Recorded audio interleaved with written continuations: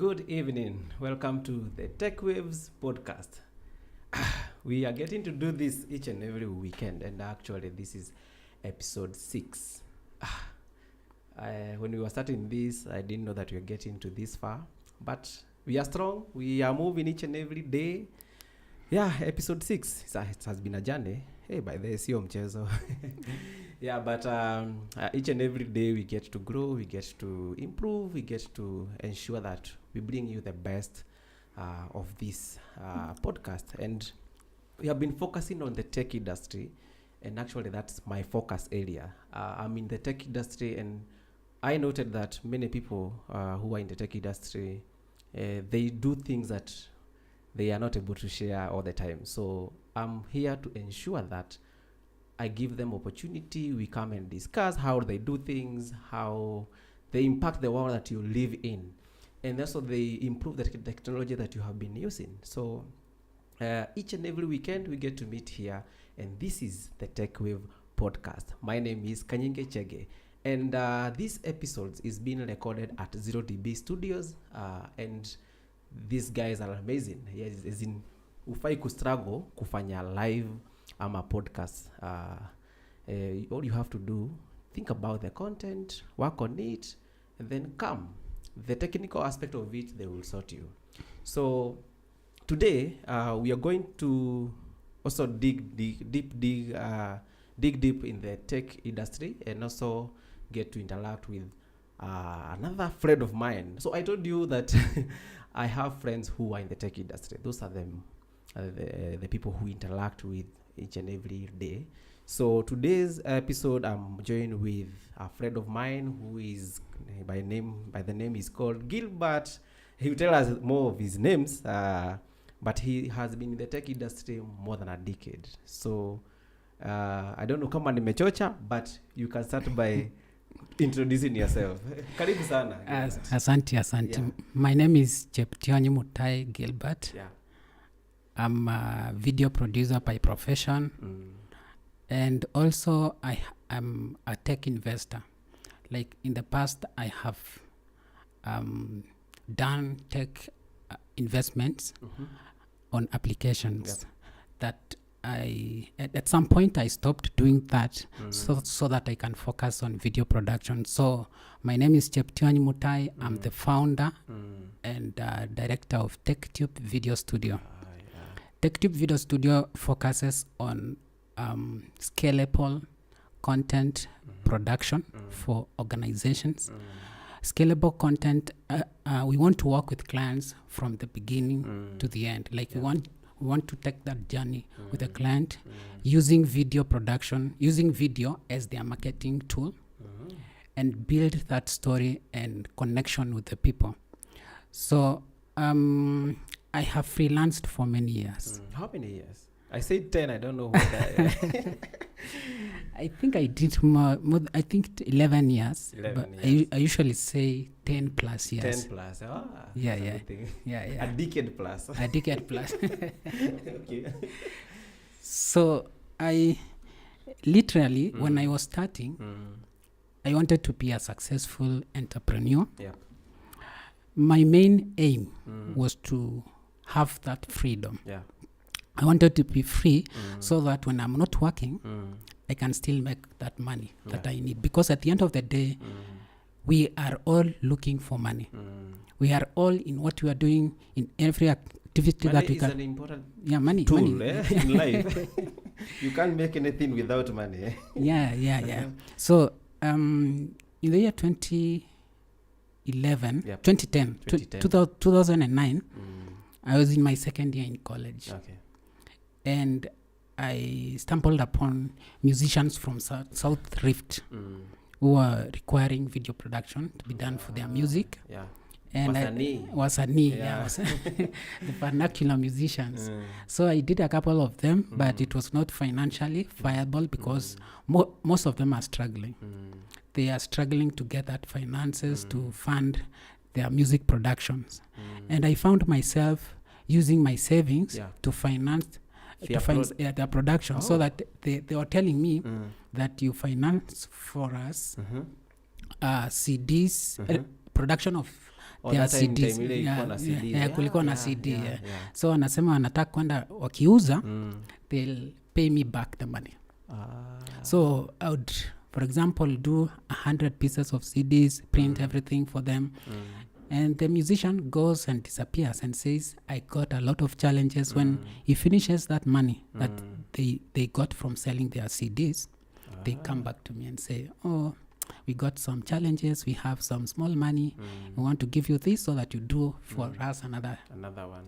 So that time ukifanya hiyo ilikuwa inarudisha from their side, because the aim ilikuwa wakiuza watakulipa. Yeah, ilikuwa wauze. My goal was also was to sell myself because I was starting up. Marketing yourself. Yeah. Okay. Then after marketing myself, I realized that I was charging very small amount to do a full album of 9 songs or 10 songs. I was doing for them for 15,000 shillings only. 10 songs, 15,000 shillings. Includes transport to the location. But they would actually sort out the transport and accommodation for me when I go to the ground and shoot the videos. And I was using my own camcorder. Yeah, to shoot the videos. But now, with time, I realized that it was a lot of work because I'm alone. I'm the one shooting. I'm the one editing. And they come here and tell me that we've exhausted all the money that we had. And now, you can help us do the CDs. And that was where the problem came in. And that was when now... a friend of mine introduced me to freelance sites online. Okay. That was in 2012 there. So before we get there, so I'm just doing the maths. The 15,000 for 10 songs. Yeah. So each and every song is 1,500 shillings. That including editing and everything, even graphics for the CD. You remember CD ikona cover, ikona cover. I used hata my mother during that time nilimconvince, nikamwambia this is an opportunity. Akaninunulia a printer that I still have, Epson PX660. Epson printer. That Epson, prints I know that. That prints the CD up there. So I used to do some of those jobs for them, and I found out that it was cutting the cost. But now the problem now is I have people here who are taking advantage of my offer. Yeah. To give them 1500 kama offer. Yeah.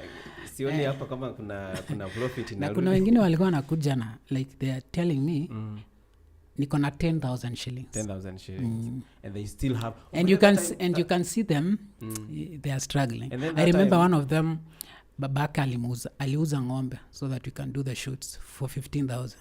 15,000 ni song mingi ama ni moja? The whole album. That was because actually that time nilionanga huwezi uza CD kona one song. Yeah. Hakuna mtu atanunua because mtu anataka nikiweka hiyo CD nisikize songs kama 10 ama 15. So lazima ukiamua kufanya music production you plan to produce. So ukiandika song you can't write just one song like these days the way people do it. One song. Unaandika tu moja una produce na una post. And I think the industry has grown. As we speak, I think musicians from my community, I come from South Rift in Nakuru County. Yeah, Nakuru County. Yeah, a place called Olengruoni. And in those areas, like right now, people have more money to invest in music in one song. You can get someone saying they are putting around 20 to 30,000 to produce one song. Yeah. Now. Right now. Yeah, at the moment. But during those days, hakukuwa na hiyo pesa. And the industry was starting up, I think. People were getting to know that you can produce videos. They used to think that it was for Hollywood movies and stuff. Yeah. Lakini sasa sahi ukiona quality ya production sahi in the industry imechange sana. It's different. Yeah. So kuna kitu moja and this is something that we always do at Tech Wave podcast that even how did you get in the technical industry? I usually share about myself. I realize that I'm a bit technical when I was in Form 2. So from how did you get in the technical industry so that now we can get to you in the technical industry? Okay. Now, after high school, I wanted to be a journalist. Okay. So I was looking for a college that offered journalism so that I could join and learn journalism. But before then, a friend of mine also introduced me to something called Writers Bureau. It was an advertisement on Nation newspaper. After high school? After high school. Yeah. Writers Bureau is a is an it's what do you call? It's like a college that is digital, that is online. You do correspondence course with them in UK. Okay. And when he introduced me, the course fee was not much. You could pay, I think, it was 3,500 a month. And you start the correspondence course for a year. So I was able to convince my father, and he paid for me. So I started the correspondence course from the village. Okay. And I wanted to be a creative writer. So that correspondence course was the foundation to me now where I am right now, because I realized that there were many opportunities. There were many opportunities in the freelance industry. In the freelance industry. And they used to send us a publication from UK, which offered they published opportunities in the freelance industry, the creative writing industry. So during that time I used to apply for those opportunities, but now tulikuwa tunafanya poster. Nilikuwa na hata pesa nilikuwa na post kwa bahasha. nilikuwa natuma kwa bahasha na zilikuwa zinafika hata ma coins, by the way. They used to send me wananiambia thank you so much, we got the money, and they sent me the correspondence and the books, the booklets. I still have those booklets. Lakini sikuimaliza. Nilifanya about for 3 months, and in 3 months I was getting my articles published in the Standard newspaper, Nation newspaper. So you start with letters to the editor. Then now you write. I remember there was a magazine that died. It was called Drum East Africa. Yes, si tulikuwa nafikiwa na magazines kama zishazeeka, parents tunatumia kukava vitabu. So sijapata, like when I was growing up, I didn't get that privilege of like we buy a magazine to read. So we usually buy, tulikuwa tunazibuy in kgs. You buy like 2 kgs of magazine, alafu unazibandika kwa nyumba, unarembesha mzuri kwa keja inakaa sawa. Inakaa sawa. Unaona tu pale kwa kona kuna Beyonce. Rihanna the other side. That's the only way, by the way, interacted with magazines. Si kununua tukasome. By the way, even us tulikuwa luchuke zile nyumba keja za ushago zilikuwa na mashimo, like unajengewa keja iko na mashimo, so unapigilia maboxes alafu unapandika sasa newspaper. So mtu akiwa ndani hiyo problem. Ukikuwa ndani usikii baridi ya kwanza, na ukipandika newspaper sasa those days baridi haitaingia kwa hizo two spaces. Alafu ukipandika sasa newspaper inakaa ni kama imewekwa ceiling. Those days mpaka unaweka success cards. Okay. So wewe after nini ulikuwa unafanya now writing for magazine? Okay. And I learned about these magazines with that course from Writers Bureau. In that course, you're given where opportunities are in the writing industry. You're told like opportunities are here. Write to the newspaper, tell them they have good articles, they've written, appreciate them first. Then now you propose to them, send them unsolicited, they call unsolicited articles to them. And I found myself some of the articles getting published. So that was the foundation. Then 6 months later, I got a college to study broadcast journalism. Which Kenya. college was that? Kenya Institute of Mass Communication. KIMC. KIMC. The great KIMC. Yeah. This studio has now hosted the second person. Someone was here. Yeah, there's someone, Ken Murunda. Okay. Yeah, he's my friend. Oh. Tulifanya naye episode 2. Okay. Yeah. I'll go check. Yeah. But KIMC, now, okay. but now, during that time, I came to Nairobi. Like, I think I joined KIMC, like, I think 9 months later, after starting the Writers Bureau course. Okay. But now, I did the Writers Bureau course, paying the full amount, sorry. Sorry. Paying the full amount of money that they requested, like the 3,000 shillings. I paid for 6 months. Then I came to Nairobi. My brother offered me a job as an office messenger. So I was helping him run the errands in the office as I waited for the what do you call admission to Kenya Institute of KIMC. So suppose you had applied. So yeah, I had applied. Okay. So I think they usually admit people on September. Yeah. So I joined. Then I continued. By that time, I was so motivated to write. I remember I sent a manuscript to a publishing house in Westlands called East African Educational Publishers. Okay. I had written a book, but when I look at it right now, they rejected it. Actually, after 1 year, they sent me a letter and they said, your manuscript was rejected. The title was The Rattle of a Snake. I was just writing things about my life. What was it about that book? Maybe in brief, what was the storyline? I think it was not actually. It was short stories about my life.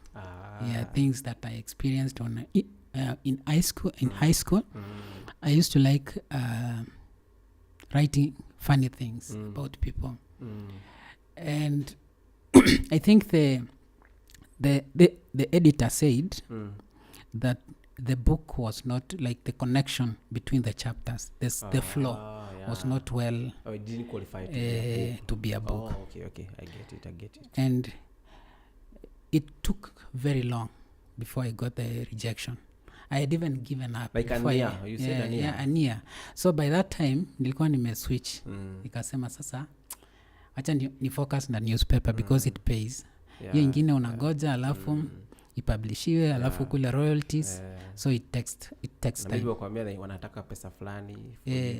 I remember those days they used to say unakula 30% royalties. Yeah. Okay. But what about publishing free? They cater for publishing. Okay. They take care of the publishing. So you can't even know watauza ngapi. Oh yeah. Wewe unapata inauzwa 1,000 but ama unangoja ujui hata copies ngapi imeuzwa. Oh yeah. But that was not a problem. Mimi nilikuwa nataka book yangu ikuwe published. Okay. So and which year was this? Which year? 2008 and to wait because I joined college it was 2006. I gave it out around mid there. Then 2007 nikijoin college nikatumiwa sasa rejection. Wakaniambia your book is not qualifying to be published for these reasons. I still have that book. Nataka niende nisome nione. So have you written any other book after that? That was the dream was killed like that. I have written, but I've not sent it. I remember I sent. There's a company called Story Moja Africa. I used to attend their workshops, and they trained us on how to write books. And I remember I sent one of the short stories I had written, like a combination of short stories of my experience in Nairobi, maybe dating, meeting new people, experiences and stuff like that. But I actually used to stay with my brother, and my brother, I felt at that time was stingy in some way. So you were the younger brother? Yeah, I'm it the always younger. feels like that if but according to you right now, were they stingy ama to some extent they didn't really understand me well. So I think I need young people need some freedom and people to understand them. Okay. They are not necessarily bad people. So during that time I felt he was stingy, and I wrote a book called The Special Game of Sukuma. Like Special Game of Sukuma. Like we were eating sukuma wiki. So pia yeye alikuwa anakula sukuma wiki ama it was just you? He was doing night shift, so ananiacha tu so wewe ndio unakula sukuma wiki. Hata akinikuta nikikula sukuma anaendelea. Lakini wewe ulikuwa unafanya nini? Wewe unajua wewe unagoja anunue kila kitu ama in school is okay? I was doing evening classes. So during the day unafanya nini? Kwa nyumba. And that was when I started my first company now. It was called Chap Entertainment, and I came around so the musicians. Kama sio stinginess yake umeanza kampuni saa ngapi?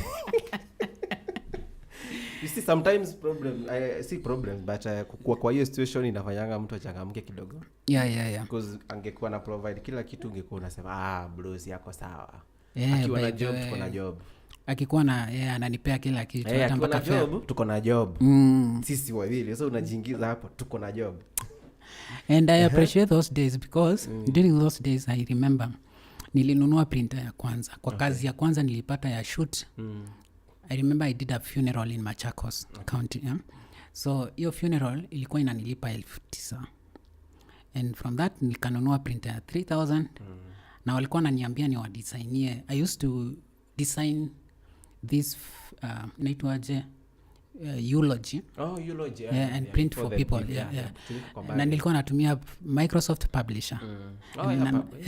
Na hiyo printer iko mbaya ilikuwa ina print na akaniuza akanapatia kazi. So I think I stayed with my brother for 4 years.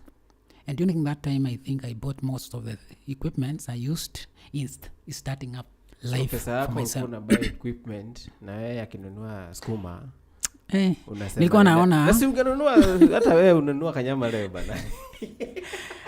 That stress bana of eating sukuma, saa zingine unakula sijui kangumu na maziwa for dinner. Nikasema lazima nikuwe na equipment zangu so that I sell myself in college. Niwaambie watu sasa kole nafanya editing bana. Hata hatuko tumefika hiyo topic ya editing, lakini nilijifunza na Adobe Premiere those days.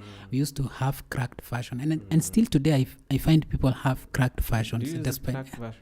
I really today nimekata. Nilifika point nilifeel hainisaidii na inakula moto ya machine sana. The processing power I don't know what it has, lakini unasikianga machine na guruma kwanza ukirenda. So I prefer when I get a job I pay. I pay for the month or 2 months. Nimalize hiyo kazi ingine ikikuja. And that is I think how the industry will grow. Tusipo promote hizo companies wanafanya hizo vitu, what is the purpose of us being in business? Kweli. Like, kwa biashara na wako kwa biashara pia we need to support each other. The ecosystem has to, the cash flow. That's why I use tunazitangaje is open source software zenye si feel kama nanyang'anya mtu kitu kabisa. DaVinci I feel watu wengi husema ni hard kuitumia, but mimi nilishaizoea. That's the way of my life, so you have to get I paid the cost of learning it. So I can say that, which it may take a lot of time. Na vitu kama hizo unatumia with confidence. Au feel kama ni kama unajua ile crack lazima una search online, una download vitu kama 10 of them before you get the right one. Then your right one bado inakuletea shida, ina crash. So those things I think in the year 2018-19 there I decided if I'm doing a job that pays, tatumia tu paid one. I pay nalipa tu premium. I think it's $20 something per month. You pay hata kama umelipa for 3 months, and make sure that the clients also pay you enough money to pay that. Because I realize watu wengi they charge very small amount of money to do a production. Because they use cracked softwares, they don't know the cost of production. But then tukimaliza hiyo kapati ya kuna kastori huko umemaliza, and I will mention that ndio nikutake hapo.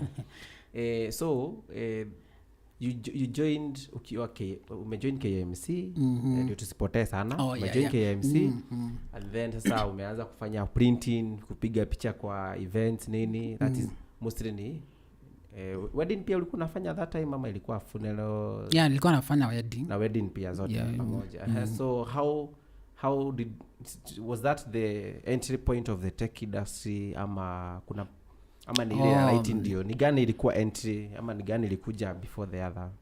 Now, the tech industry, the tech one came in after I graduated from Kenya Institute of Mass Communication. And then your major in KMC was? Broadcast journalism. Yeah. Okay. Radio, TV? TV. Okay. But we did all of them. But I think that year ulikuwa na specialize.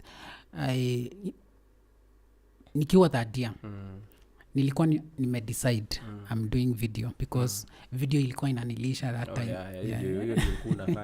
Nilikuwa nafanya. Hata I remember during the project, tukifanya project KMC, watu wa group yangu walikuwa wananitegemea kuedit their production. Did you charge them or it was for free? It was free, just project for college. Unajua kuna wale wanasemanga kuna mtu anajua kuedit. So mtanipatia footage ni umpelekee. Alafu unaenda unafanya all the footages and edit everything over the night and then they pay, you know, the guy mwenye anafanya lakini ni wewe. Umeget? Sasa ndio maana nimeuliza, were you charging them or were you doing I think the college was very strict in terms of where you edit the video. They wanted you to edit the video in the labs. In the labs. So lazima wakuone ukiedit. So uweze waambia there's a guy I know there. There's no that one. Okay. So in your group, if you don't know how to edit, you have to book the teacher. You come early because I was doing evening classes. So you come early to school, then ufanye editing. So during the day ulikuwa unafanya hizi kazi zingine alafu unaingia evening classes ama during the day uko tu? During the day nilikuwa najaribu but sikuwa nakosa kazi ya kufanya. I remember for the 3 years I was in college, nilikuwa nimepata niche ama unasema niche ama niche? In the newspaper. Hiyo kitu watu wa kizungu mtuambie ni gani niche. So on Sunday the Standard newspaper has a pullout for children magazine. Even Nation has, but I was not that much successful with the Nation newspaper, but I was successful with the Standard newspaper. So kwa hiyo pullout nilikuwa naandika articles for children na nilikuwa nakuta kwa mwezi 2 of them imekuwa published and each of them used to pay 3,000 shillings. So it was really good money when you're in college. I remember I used to, in that book nilikuambia niliandika a story about a girl. I took her out with that money. Kwa sababu these are the rare things to hear from a tech guy. Mostly sijui kama hiyo na mimi nakuanga an IT person wakiwa huko kwa beach coast. Alafu the IT person yeye ako tu pale peke yake. And then watu wengine wanafanya other courses, kila mtu ako na msichana wake. So to hear a story ya a tech guy akitelezea, tunataka kusikia hiyo. Let's go back to you. So during my first year, I think someone told a girl that I was coming from the same place with her. And later we met and she was telling me, I was told you come from Nakuru County at the same location. I tell her, yes, I come from the same place. Then we get to interact, and one day she was so informed on where the events are. And being a Kalenjin man, there used to be once in a year, I think, what we call Kalenjin night. And during that time nilikuwa nimelipwa ya newspaper. So ulikuwa na kapesa, ulikuwa na kitu. So udem amenichocha ananiambia, hey, tusikose tafuta kakitu, tutaenda, I'm open for you, tuende. So mi nimejichocha, nimejitayarisha, but I was so tensed. I don't know why, but Was I it was your so first tense date? because ilikuwa Ilikuwa your first date like mbona ama ni venye tu pia wewe ulikuwa umemnotice sasa unaona tu that nilikuwa is naona something ananipea pressure because the money I have ni ile tu ulipewa. sijui kama itatosha. Niko na I remember I had 3k na entry ilikuwa 500 na kuna lazima ukiingia huko ndani lazima ukule ka kitu na nini. And when I told my friends when nilikuwa nishawajua kole akanichocha akaniambia I used to even have a friend in University of Nairobi akaniambia wewe usiachilie hiyo kitu, usiachilie songa enda opportunity. Sasa mimi ni huyo siku ya kwenda sasa, the event is today. Nimeenda home, nimeprepare, nimevaa vizuri, nampigia dem, ameanza kuleta attention. But finally alikuja. So mimi nilikuwa nimekochiwa na my friends akaniambia for you to not spend a lot of money, mwende tao kwanza mukula mushibe. Wasichana mnasikia so baraza ya wazee inasemanga. Lakini sasa vile alikuja akakuja na rafiki yake, hajakuja peke yake. Nikaboeka but sasa nikasema so bado uliwapeleka mkakula mkashiba. Tukaenda tao tukakula, nikalipa I think ilikuwa 700 ama 800. Now the three of you, the three of us. Sasa tunaenda Carnival. Tumepanda matatu hapo Afya Center. Tunaenda Carnival, three of us. Lakini roho yangu imeboeka juu nilikuwa na expect mtu mmoja lakini wamekuja. So how do you separate them? You ndio kazi. Na in those days I think hatukuwa so much into Christian. I was like a church guy. Lakini hatukuwa nilikuwa mkatho tu. So nilikuwa nasikia leo nitaonja kanywaji kidogo. Sijaionja. Lakini sasa hawa kikunywa. Yaani msichana amefanya umejifungulia mpaka umesema leo kama amekuja date. Amekubali kukuja. That's the first thing. Hiyo siku lazima niikumbuke. Nitaikumbukaje? Lazima nikunywe ka kitu. Lazima. Na budget ya hiyo kitu. Ilikuwa inanikula akili. Nasema nilikuwa nimefanya research nikaambiwa huko pombe ni sijui 250 ama 300. Nafanya mahesabu zangu nasema nikamwambia marafiki zangu pack up, nikiwapigia mtaniokolea kadhaa. So ulikuwa na 3000, so already ushatumia 700 na kuna cafe hapo. So allowed side car 2000 imebaki. 2000 tunaenda Carnival. Tunaenda Carnival. Lakini dem she was very talkative. Ni ule dem wezi boeka. So alikuwa ananichocha hapa, dem like rafiki yake amenyamaza hapo. So tumeenda Carnival, tumeingia. Alikuwa na ngoja wajitolee waseme sasa tuko na fare kuingia like entry the money that you pay to enter. Nilikuwa nafikiria anaweza jitolea aseme niko na kakitu niongezee juu. Wamenyamaza. So mimi nimelipa watu watatu 1500. So nimebaki na ngapi? 500 I think. Kurudi home. Hii 2000 naingianga per month si ati ni kitu ya daily. Ni per month. Hiyo mwezi umetumia pesa ya mwezi mzima. 3000 I think ilikuwa 2 articles in a month like 3000 each, lakini hiyo 3000 haikuwa imeingia ingine. Ilikuwa najua so pesa ya twice a month umeitumia na one day. Hiyo ingine haikuwa imeingia, hiyo ni uzuri wake. Hiyo ya kwanza sasa ilikuwa imeingia. So na walikuwa nalipa weekly anyway. Like ukiandika article inapita that week. So tumefika Carnival, nimelipa entry. So tumekaa huko, tumeingia huko ndani sasa, tumekaa wa shamba. Juu wote wananiangalia. Nasema tubaye ka kitu. Mimi nimekaa tu hapo naona 500, nasikia pombe ni 300. 300. So hata na hiyo ni moja. Hiyo ni moja watatu. So them amedanganya rafiki yake. Akaenda huko akamwacha na akarudi. Kaniambia sasa ni agent unibaie ka kitu nikunywe. So nikamwambia ngoja kidogo. Then nikambaya, akaniambia kwa nini wewe ukunywe? Nikamwambia bado ni relax, sikunywange. Na ulikuwa umesema hii siku ndio. Hii siku ndio lazima nioje. Then sasa with time akaniambia kuna mtu nimemjua hapa ndani ameniita. Amekuita ameniita. So akaenda, so nilikuwa najaribu kudance naye, naona ananicheza kama yuko interested. Ukimkaribia anasonga na usha invest sema kimeumana. Sasa uzuri ya huko ndani, tumeingia huko ndani, I met some friends brother yangu. Sasa hao ndio waliniokolea. Sikuwa nimenunua kitu but wakanibaya. Nasema unakunywa gani? Sasa hao walikuwa wameingiwa na hiyo spirit ya dance ya event. So wao ni kuspend tu sawa to spend for anyone else. Wewe hata wewe uko hapa uitisha unakunywa gani? So nikaitisha kamoja.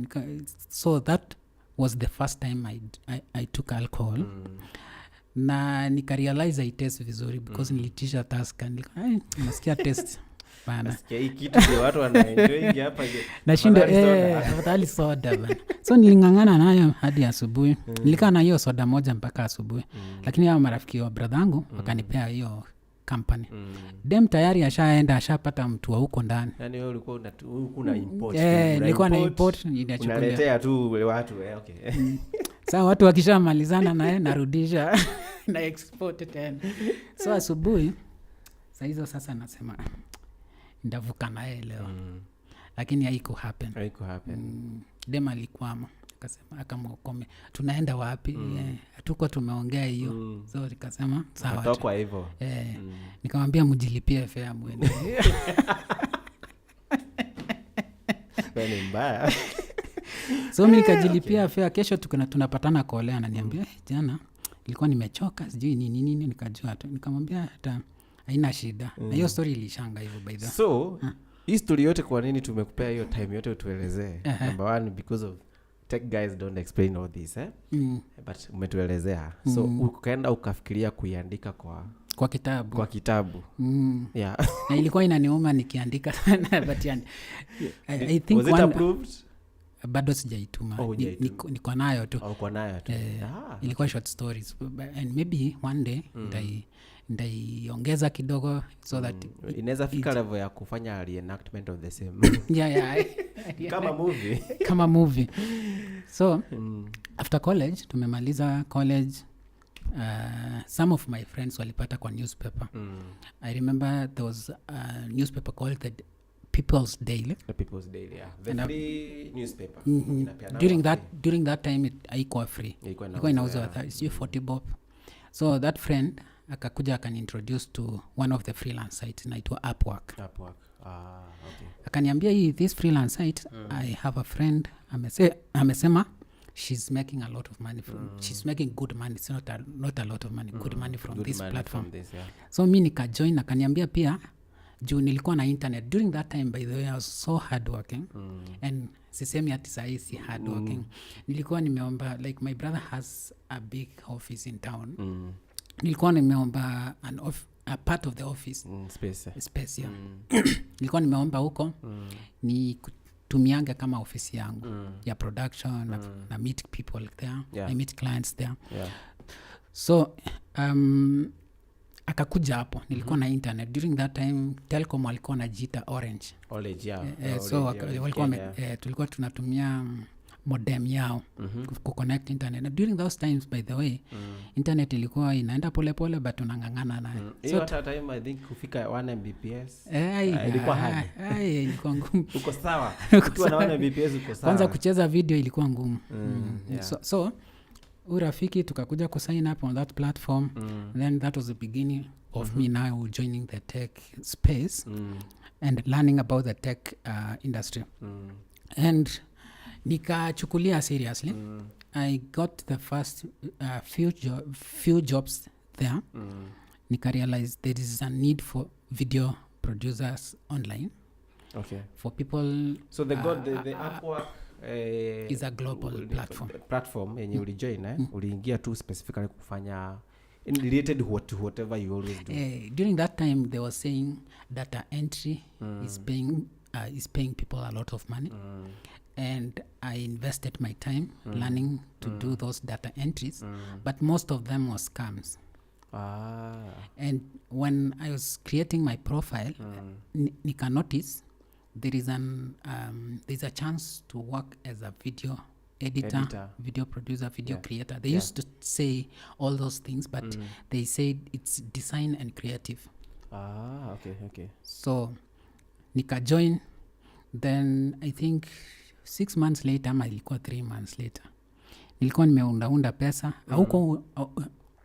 aungeweza withdraw pesa pale. So by the how did mpaka you ufikisha $100? lazima ifike $100 ndio withdraw. Okay. So nikangangana nikafikisha, and that was when now and remember during that time nilikuwa na hii biashara ya production. Bado nafanya production. Okay.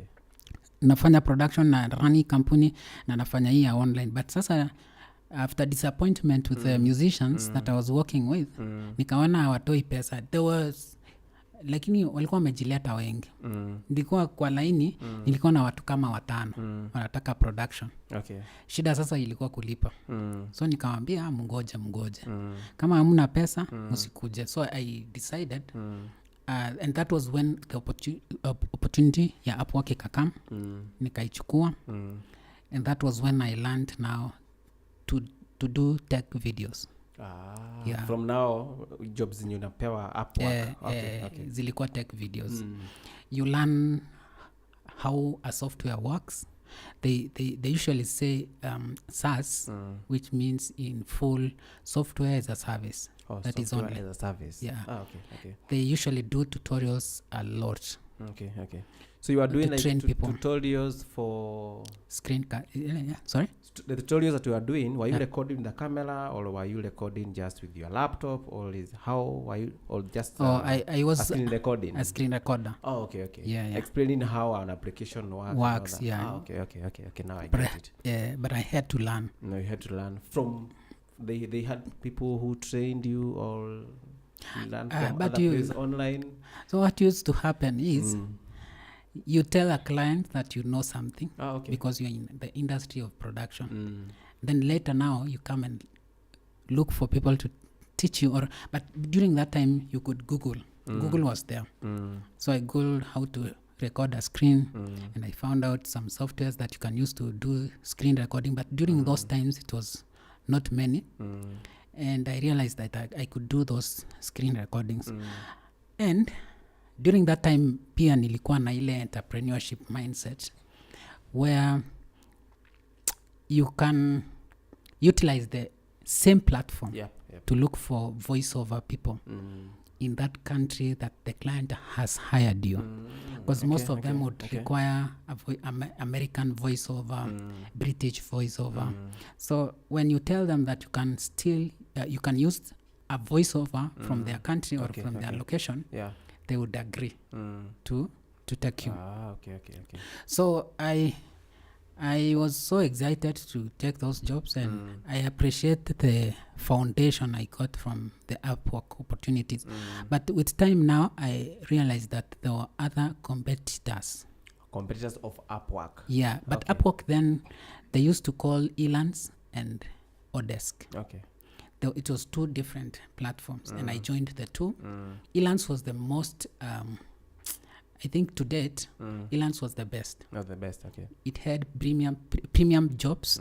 You could get premium work there that pays good money. But now, later, Odesk bought Elance. Okay. And they merged the 2, and they formed Upwork. Okay. So when that happened, it meant that freelancers, the number of freelancers in the same platform increased. So the bidding war, or the fight for the same job increased.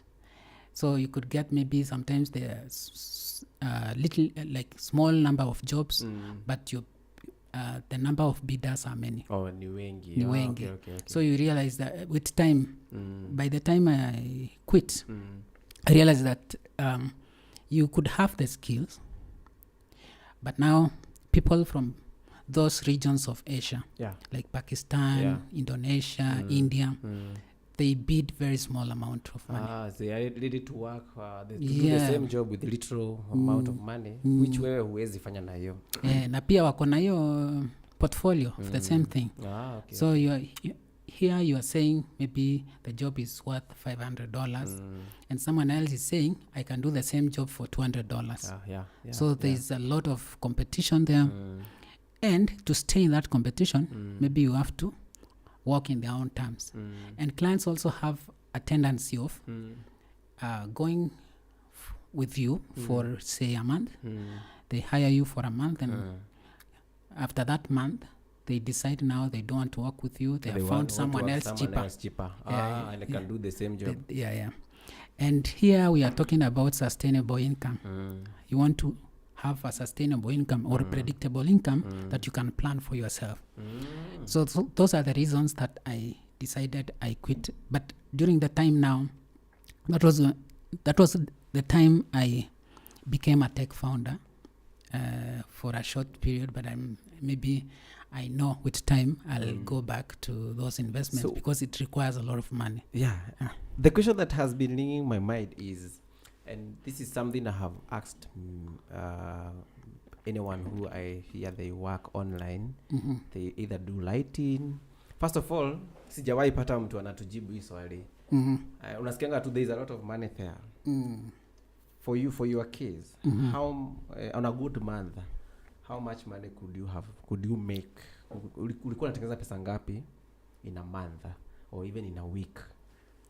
Now that's online, For me, average. I can say it was not that predictable. Some months you'd make, but I can say on average, like ile nilikuwa naona ilikuwa ina happen most of the time, ilikuwa ina range between maybe $500 to $2,000. That is allowed 60,000 Kenya shillings to allow 200 and something thousand. There was some months even I made $5,000 in. That is 600k. In a month. Okay. But now there was these costs that you use to in production, the cost of production. So maybe at the end of the day I remain with $2,500 or $3,000.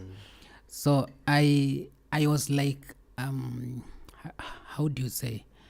I was leveraging on the opportunities that were there. I realized that the high-paying opportunities that are there required maybe skills that I didn't have in production, like motion graphics. Maybe I could have the skills. Could you have not hired someone who can do it for you? So I realized that maybe I could have the skills in motion graphics, but my machine is not that capable of doing the same. So I realized that I could bid on those jobs. I could find a portfolio for that work, bid on the job, get the brief from the client, look for someone else to do the job on another platform. And with time, I realized the algorithm found me.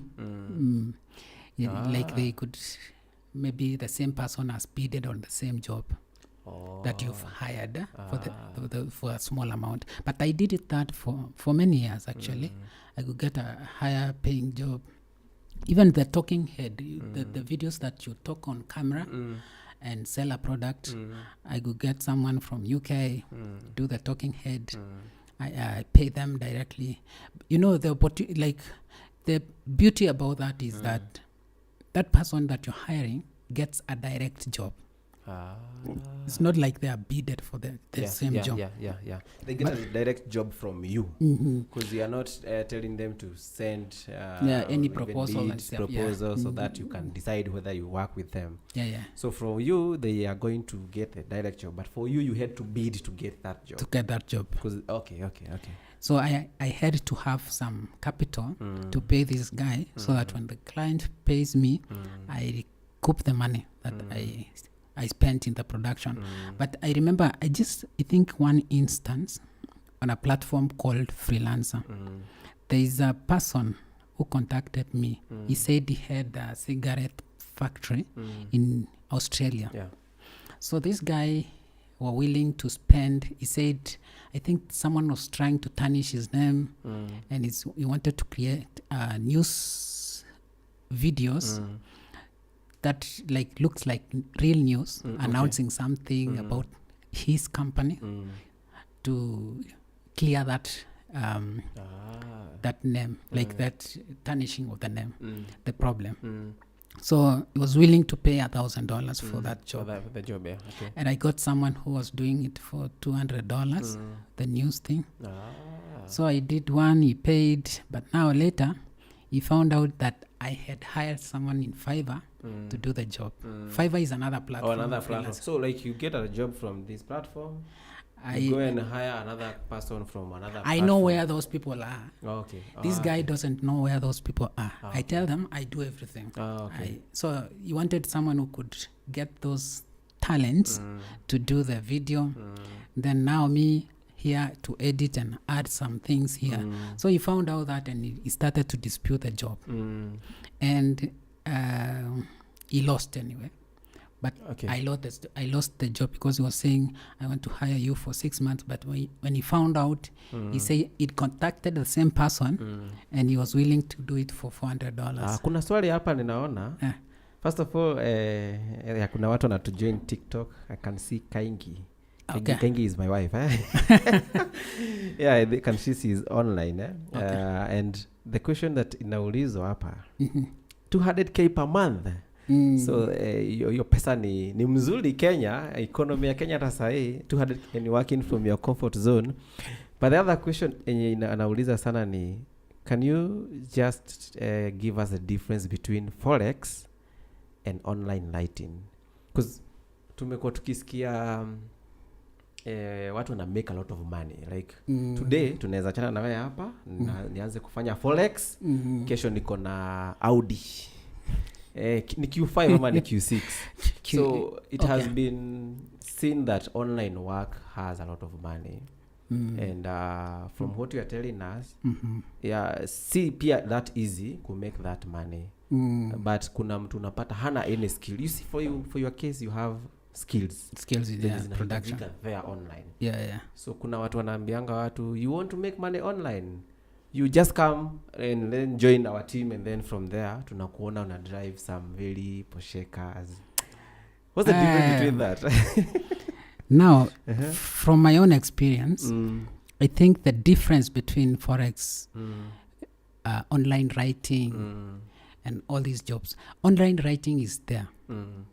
You can do it on a freelance basis when you are serious about it, or when you get a client. Most of the writers, most of the people who do online writing do what do you call this is a shule. Academic writing. Inaitwa academic writing.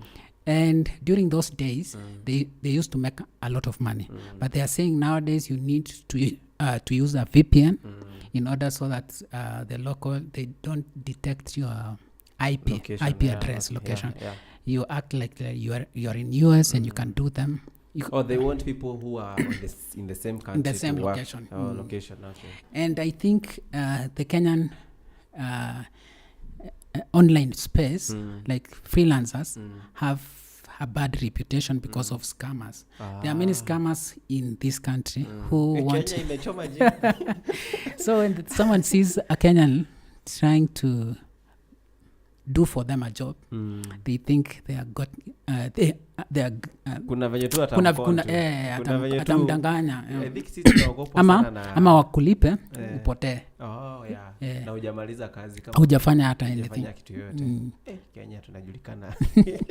And I think during those days I think Nigerians came to Kenya acting like they are Kenyans and they tarnished the name as well. Wametuchomea history yote. Actually most of the things zinahusiana na scamming. Ama wali introduce your scamming, I don't know. Most of them are ama they do it from Kenya, I don't know.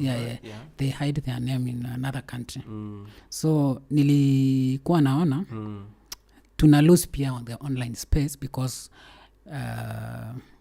the number of people scamming others are more than people who are doing genuine jobs. Now the difference between forex na ingine and I don't know much about forex, but I've lost money on forex. A friend I introduced to Upwork back in the year 2021 we stayed 6 months later he he came to me and said, maybe this Upwork is not working for me, but I found a place that you can make money faster. Yeah. There is that the speed of making money, because you want it as fast as possible. And he had receipts for that. He showed me his M-Pesa, his M-Pesa transaction. In 3 months alikuwa ametransact 2 million. Na naona kwa statement kweli alikuwa na pesa. So akaniambia you don't even have to trade. Kama unaona ni ngumu, lakini ujifundishe. Kama unaona ni ngumu, utaniambia. Ukikuwa natafuta 40k, tuwekele. In a day, by the end of the day utakuwa na 100k. So nikamwambia hiyo siwezi jaribu. But one day sasa, after that conviction, alikuwa anakuja na alikuwa na Mercedes. GLT. Unasikia? Mercedes, okay. Na and I still doubt to data that guy alikuwa ananiambia anafanya Air Force, Kenya Air Force. Na side hustle yake ni forex. Side hustle ni forex. Hata hii Upwork alikuwa anataka kufanya ilikuwa side hustle. So alikuwa anakuja weekend kwa ile apartment nilikuwa naishi. Alikuwa anakuja weekend since alikuwa mkale. Nilikuwa na una trust, nilikuwa na feel ni sawa si mbaya. So I stayed like 3 months like nikampigia that day nilikuwa nimeunda pesa mzuri. I think nilikuwa na 200k 200,000. Na alikuwa anajua ama hujajua bado? Ajui niko na pesa ngapi. Mimi nikamwambia naweza ekelea 30k. Kaniambia tafuta 40k. Ndo usilose, because ati hiyo forex inaendanga deep, inapanda inaenda sijui nini. Na alikuwa anataka tufanye usiku, hakuwa anataka mchana. Akasema usiku the US people are on. So the markets open at 6 in the evening mpaka asubuhi inafunga. I think sijui saa ngapi. So during that time nilikuwa nimejifundisha forex. Akaniambia hii ni science ya kuwekelea pesa, ya kuingia kwa market. So mimi hapo akanionyesha process ya kuweka pesa, nikaekelea pesa yangu ya freelancing. Sasa usiku sasa nangoja pesa ikaongezeka. Iliongezeka kwanza? Ikaenda 50. Akaniambia usitoe. Acha ikae tu hapo. Ikafika 40, ikarudi 40, ikaenda 50. So saa hizo ni karibu saa 8. Tumekaa like 4 hours. Tunangoja isonge. Ikashuka. Ikakuja 35. Around 3. Bado si baya kuzulieka 30. So 5k over the night. Nikamwambia situifunge hii 35k si mbaya. Naweza toa hiyo 5k tufanye nyingine kesho. Kaniambia hii itapanda. Naona mambo vile graph imeenda in the 4 hours. Naona itasonga. So this time ukifanya mnafanya na yeye pamoja, naona ama ni za platform where so during that day tulikuwa tumeagree tunafanya na yeye. Lakini sasa akasema job nimekatazwa kutoka. Na naona market siko sawa. So nime login tu kwa laptop yangu job. Nipatie login zako, tutakuwa nawekwa kwa system. And that is I think where I messed up. Singekubali kufanya like virtually the trading. Ningengoja kuja hapo tufanye naye hapo ama nisifanye. So akaniambia niachie silali saa hii. Nitalala mchana. Nikamwambia uko sure sitalusi pesa? Akaniambia utalusi. So nikamwachia I think 3:30 nililala. 3:30 asubuhi sasa.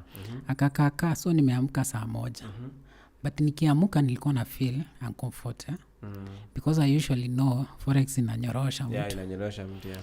So nafika naona trades nampigia simu naona trades imeshuka sana. Tuko 20k. Ananiambia si mbaya ikishashuka ikishuka sana itakuja mpaka 10k alafu ianze kwenda sasa mpaka 100k. Kaniambia ngoja tu. So nimengoja nikamwambia acha nipike chai. Kupika chai hata sijamaliza 10 minutes na narudi naona 10k. Namwambia tufunge hii market. Akasema utakuwa umelose 20k. Tungoje tu itaenda sana. Nikapika chai nikakunywa. Naenda kuona imebaki sijui $10. Alafu ikaenda hivyo. Like just one night your 30,000 zishasonga. So the guy was so convincing. Kaniambia, me have lost in my first investment I made on Forex. I lost 100,000 Kenya shillings. So you need to put more money. Okay. Kwanza before ifike $15, I think $10. Vile ilikuwa imefika $10, akaniambia ekelea 5k ndo ikishuka sana usilose ndo ipande. Mimi huyo pia niko na pesa nikaekelea 5k, nikaona akaniambia huna kitu tena ati ekelea another 5k. Nikamwambia hiyo ujinga, hakuna pesa utanirudishia. So akaniambia wewe ni mjinga sana ati kwani usiekele. Nikamwambia siwekelee yako because we are sharing yako. Because the because profits tunashare. Tulikuwa tumeagree tunashare. Account ni yangu. Umefungua new account. Okay. Account kila kitu ni yangu. Logins ako nayo. Na tulikuwa tumeagree tukitrade tufika 100k tutatoa 30 yangu. Hizi 70 trade na profit. Okay. So kaniambia wewe ujui mtu anaekeleanga pesa. Hapo ndo nilijua sasa Forex there's a way that the system is manipulated. I think there's a way that do you think that guy there's a way that some people can manipulate their account and they are telling you maybe they are using bots to trade. I can't say much about the Forex because many people are marketing it right now. When you go to TikTok, do you think that guy kuna mahali hiyo 30k ni alisonga nayo part of it? Because mostly ni kama ni kitu kama yes kuwa ana convince in a way that ni kama yeye ndiye mwenye hiyo wewe ongeza pesa and is that the same place where they get the money to buy those cars and all those things? Na nilifeel vibaya later because I'm trying to tell this guy this is a joint investment that you are making. Why can't you put this money because you have the skills to trade and you're so sure that this money will come back. Ananiambia hapana, sasa sina kitu, kuna pesa na ngoja. Hiyo pesa na ngoja kuna ngoja ile deal ni yako, hiyo pesa yako ilikuwa deal. That's what you didn't know. That mambo ya Forex convince aje mwekele yako na yeye amekuwa kitengeneza milioni. Anasha buy Mercedes. So there was a time nikamwambia, alikuwa ananiconvince uko na pesa nyingine uwekelee, niko sure this time. Kaniambia last 2 days ago nili make pesa, nikamuuliza hizi pesa zote una make nikopeshia 10k.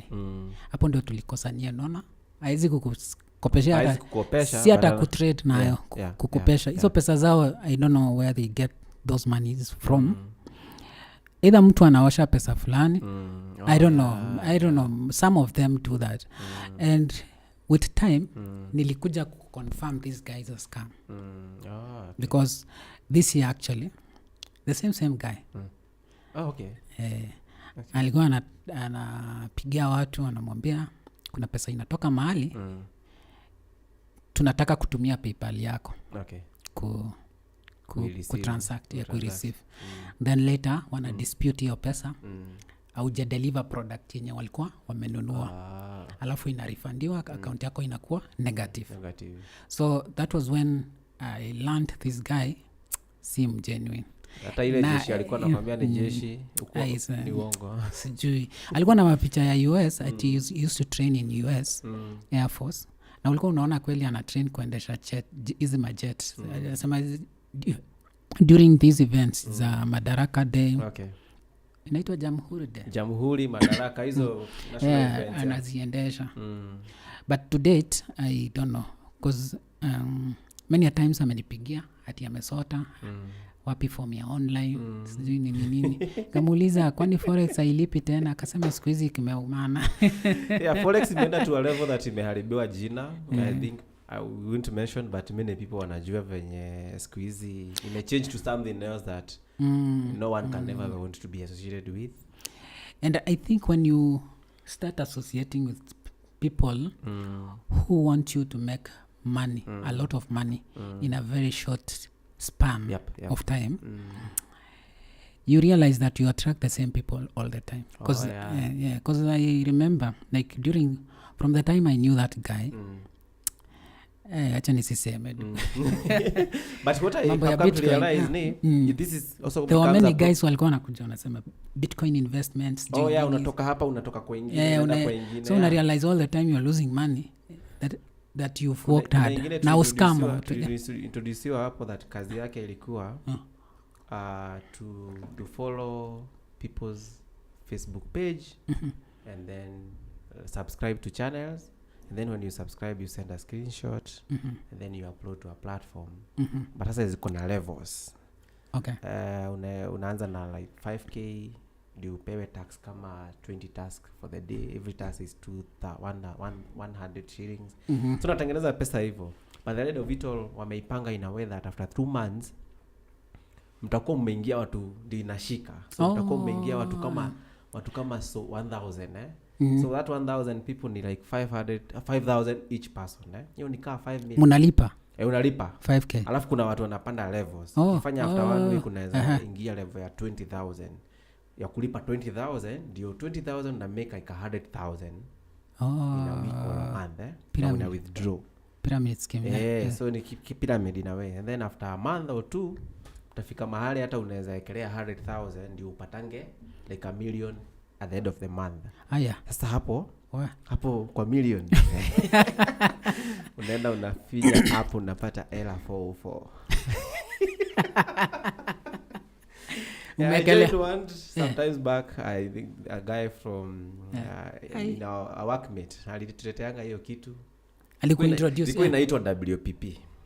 And I've seen now many version of the same thing zinarudingi tu with a different name, the same process, but maybe a different task to be given.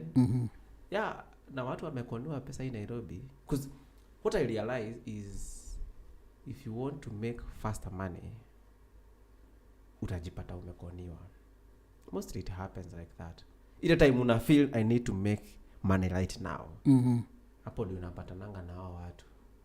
Na then si strategy uko nayo na saa zile unataka pesa, yani hiyo financial kuna kidogo unafikiria kama the 200,000 that you had, I know you wanted to do something. So lakini hiyo kitu maybe hata but I think the wisdom nilikuwa nayo, natural wisdom too, nilikuwa nimeona nikilose hata 35 ama 40 to experiment on this thing to prove if this forex is real. Okay. And later nika realize this guy lazima anakula kakat mahali in the 35k that niliekelea huko anapewa kakitu. Because these systems, I think it's like gambling. These systems are manipulated like it's being controlled, especially kwa wale hawajui. Ni kama hiyo aviator tu. Inakuwa imeprogramiwa in a way that ile time hutaki kutoka like sinajua inakuanga na unafinya time unataka hiyo nini isimame. Hiyo time hutaki kufinya ndio inasonganga hadi mwisho. Inakataa kufinyika. Inasonga hadi mwisho juu unasema acha tu niipatie time. Inasonga inapanda by the imejimultiply. Ukienda kufinya hivi inajitoa. Nikaa ina sense. Karibu kufinya hivi. Na ile time when umeamua nimekosea, nimeipea more time. Unafinya unapata ni sawa umewin lakini umewin nothing. O zero. Ama 20 bob ama so much. Times 2x times 2 of what you have yenye ulikuwa nayo. Lakini time umeiachilia ipande inafika 10x, ukigoja ifike 11 inatokea hapo na inasonga na yako times 10. Kuchukulia sijaicheza. So that's how it works like this. If you just allow it inaendanga ikijiongezea, ina multiply kenye uko nayo like bid yako. Tuseme uko na 1000. 1000. So if you give it like 5 seconds, inaenda ikiongezea 5 second times 10. 5 times 10. Ukiongezea more time inaenda times 20. So hiyo ni karibu 20k. Click hivi itoe hiyo 5000 itatoa 5000 times 20. 1000 times 20, that is 20,000. By the time you vieta kana fly. So ukiklik mapema juu naogopa isiende sana ikule pesa yako mingi. Juu kama ulikuwa umekelea dhao uipatie 10 seconds na hiyo 10 seconds imefika 10x. sin 10,000 10,000, kama yeah. ulikuwa na account 10,000 wazinyanyorosha yote zinaenda zote. Sasa wewe utaki ifike huko, so inakuanga ukiklik ni kama inagoja inakusoma tu, ama nimeprogramiwa inaweza, ama inaona kamera, inaona I don't reaction know how that happened, but the same way to hizo online ni kama manipulated in a way. So how did you move now? We were just answering the question, difference between online so how did you get now to, because you made a lot of money online per se. Actually Kenya kutengeneza 200,000 per month at random, sometimes maybe less or maybe more, ni kitu yenye unafaa kufocus nayo kabisa, but umetuambia uliquit. Reason ya kuquit ni gani? Why did you have to quit? Now I mentioned earlier that freelancing in a platform that you don't control the system, like you have no control of how things happen. It's like a red ocean. There are many people there bidding for the same job. The competition is fierce. You have to make applications every day to get a job. If you don't send proposals every day, if you don't send proposal, you're out of work. I'd reached a point where I was getting invited to apply for work, but those invitations rarely bear fruits.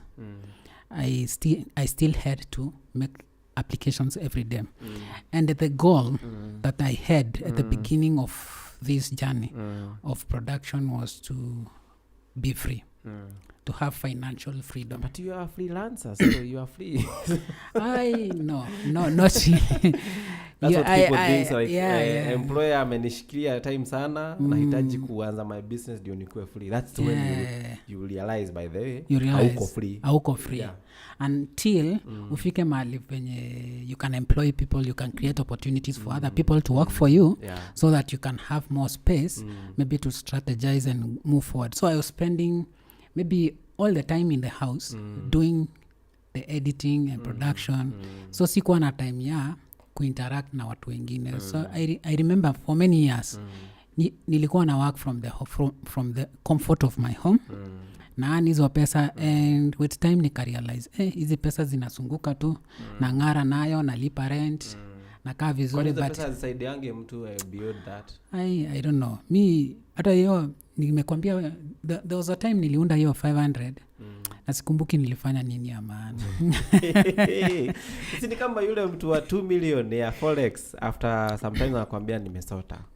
Which ukifanya other businesses ni hard sana tusikie unasema umesota. Imagine. Hizo pesa ziko sawa kweli. Labda sisi hatuko na hizo knowledge, ama I think pia the people to be accountable to accountability, I think ndio inasonga tu wenye imekuja very fast. Unajua kesho pia itapata ingine. Na si kwa na kunywa ati nalewa. No, I used to spend money na nunua vitu mzuri hapa na pale. Kesho nauza the same thing. I remember nilikuwa na computer kama 3 ama 4. Nikasota tena nikauza. Hiyo life yenyewe unazunguka tu. So I wanted freedom. I wanted to have something that I have control of. And during the time I was working in this freelancing platform, I realized that clients wanted walikuwa wanataka mtu mwenye wakufanya kazi na wao for a long time, for an extended period of time. They want someone they can work with them, with their brand, in their journey of marketing and sales. And that was when I learned that I needed to establish something that offers scalable video production services to clients, so that you work with a client from like all through the year. Instead of, many companies nowadays they request for video production services maybe after a year of budgeting for the same, because they think production is very expensive. But at this point we need things that are scalable, and in this AI generation, like in this AI time where AI is part of our life, I think companies need also to consider working with companies that offer scalable services. Okay. Scalable services means they have a predictable budget every month. You offer them a package in video for the month. Yeah. Okay, like they are members to your company. Yeah, they are members. So you are giving them services based on the package they have taken. Yeah. Okay. Mm-hmm. And also you are open with them that you integrate AI in the production process, and you don't have necessarily to list the AI tools that you're using, but you say incorporate AI so that the process of production is faster and more like we incorporate creativity, human input, human creativity with AI. We blend the two and offer scalable content now. So after quitting, so what did you shift to? Then remember I told you the genesis of this old story started after college. After college, yeah. So after college, before even I finished college, I already had a business that was doing video production. Then now I found the online space, and it was paying me pesa mzuri. Ilikuwa unasikia mfuko iko sawa. Ilikuwa mzuri. So nikaanza kulegea kwa hii side ingine ya production. Yeah. So with time nika realize if I focus my energy on this, it will give me what I already want. That vision I had, itanipatia. And then also the freelancing platforms nowadays have also those what do you call, you pay to apply for job. No, not for because watu ni wengi, so they have unanunua vitu also making money. Yeah. Unanunua vitu zinaitwa connects. Upwork, Upwork, yeah. Other platforms unanunua they have free membership, they have freelancer plus, they have all those things. And I have actually tested those things, and I realized that when you're on freelancer plus, you're treated like a premium person, like a client to that platform. I think their revenue grow with that membership that you give to them. So kama venye walikuwa nafanya before that, they don't have membership, you just a client who need work done, and then you're given wanakula part kidogo, wanakula 5 to 20%. But when you're starting up, like they have like $1,000, I think they charge you the first $1,000 they charge 20%. Then when you reach $2,000 they reduce it to 10%. Then with time, when you reach $10,000, it's I think 5%. So they take very small amount because that client has repeatedly hired you for the service.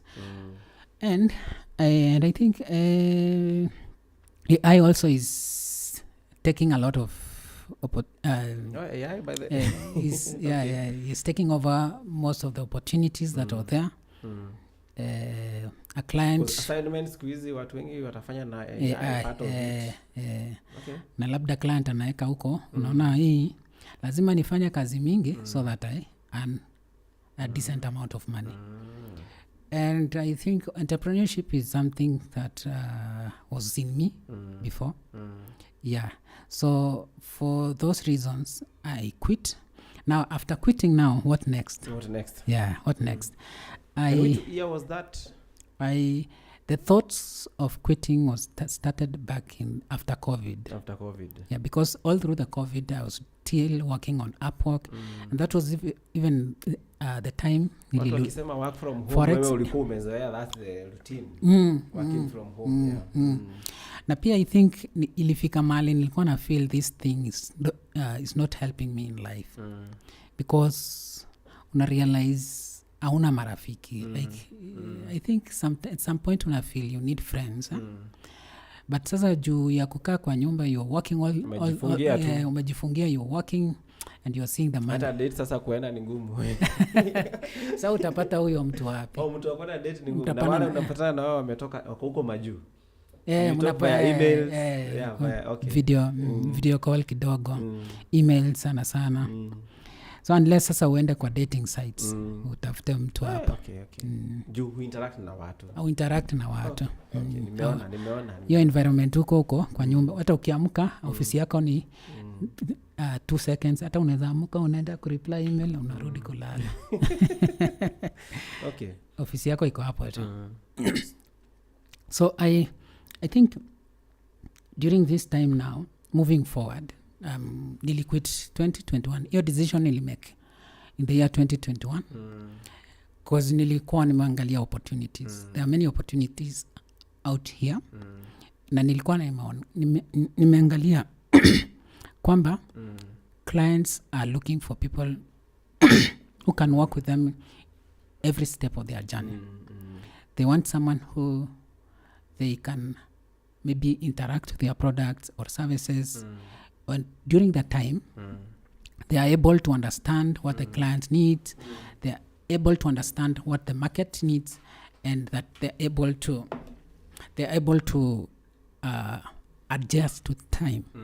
So that adjustment, I think, is something that a few people know. There's a book called The Blue Ocean Strategy. The Blue Ocean Strategy. Yeah, Wasomi, unasikia hiyo kitabu? And the concept there in that book of The Blue Ocean Strategy is that new markets have is uncontested. There is no contest in that market that you're creating for yourself. So you look for an opportunity in the industry that you are in and approach it in a way that is different from what the normal people know. Okay. So there's nothing new that you're coming up with, like the market or all that, but you need to get the approach. Yeah, the approach. How you bring it for people to realize they still also need this. They need, they need the service, but now how you package it is what is different. But in the other hand, they say the red ocean now is where I was. The normal routine that every freelancer know. Like you go to a platform, apply for a job, propose for a job, and cross your fingers and wait for the reply. Waseme, niaje, we want to give you the job. So I think practically, I read that book way back in the year 2018. But now I'm beginning to see that I really needed that to implement that Blue Ocean strategy. And people, maybe they can search online and read the book and understand. And also, if someone is out there, they are weighing between starting a business or weighing between what they are doing. Maybe they have many things in their list. And in those lists, there are ones that they are passionate about. There are ones that is giving them what do you say, a decent amount of income. Something that can make you grow from one level to another. You can pay your rent, you can do everything that you want to do from that business. Yeah, okay. They can also consider reading a book by Richard Koch. It's called the 80-20 principle. 80-20 principle. Okay. And most of the companies apply the 80-20 principle in their businesses. The 80-20 principle says that 80% of your effort gives you 20% of output, like the returns are 20%. And 20% of your effort gives you 80% of the results. For example, if you have 5 products you're selling, out of the 5 products, 20% of those products gives you 80% of the income that you earn from that company. So you need to establish which of the 20% inatoka wapi from the 5 products. Then focus your energy on that. Yeah. Okay. So that is what I did. But at the end of the day, I quit all of them. I had 5 freelancing sites. I did the 80-20 analysis. I came down to my company and Upwork that was performing well. Yeah. And then later now, in 2021, Upwork was now in the range of 20%. 20%, and then that one was around 80. 80, yeah. So I decided now, let me go with my business because I can predict the income. I can change things along the way. Control is with you. Yeah, it's with me. And also I think locally, depending on the international space, like the marketplace, it's not bad. Yeah. But now, if the opportunities are not there, we have to build our local marketplace to be able to contain those talents, those opportunities, create those opportunities ourselves, so that the market is able to adopt to those skills and opportunities that we are presenting actually to them. you are working overseas. You are working with projects that are from abroad, from abroad, and now you are back in the Kenyan market. Yeah, you're targeting Kenyan clients. Clients are not ready to pay the dollars. So, so did you start a business? Yeah, I have. As I said at the beginning, I'm the founder of a company called TechTube Video Studio. Yes. This company offers the services that I've mentioned, the scalable video production services to companies. So we are trying to tell the companies that they don't need a one-time video. They need a series of videos for them to remain relevant in the market. To make them grow in the market, they need to be consistent also. Yeah, they need to be consistent. They need a series of videos so that they remain relevant in the market. Because the what we call search engine optimization, the search on the web, people search for companies and they see the last post or the last video they posted was maybe 1 year ago. They are doubting, is this company still existing? Or they see a social media post they did many months ago. They're saying, okay, is still active? And if they are active, what is ni nini nyingine mpya wako nayo hawajasema. So unless you go there physically, then visit them physically and check what they have, which right now it's very hard for someone to do that. First of all, I cannot bear the cost of coming to your company to see what you have. If you cannot post it online, I compare with other companies. You have that comparison. I remember there's another guy, a friend of mine. And that the conviction also comes in when they see a video of someone presenting. It doesn't matter how confident you are, or how or how polished you are in that presentation. So I remember a friend of mine, they were running a studio, and one of these days, a client akatokelezea kwa studio, just ashafika, and they ask a question, do you do photography? Akasema yes.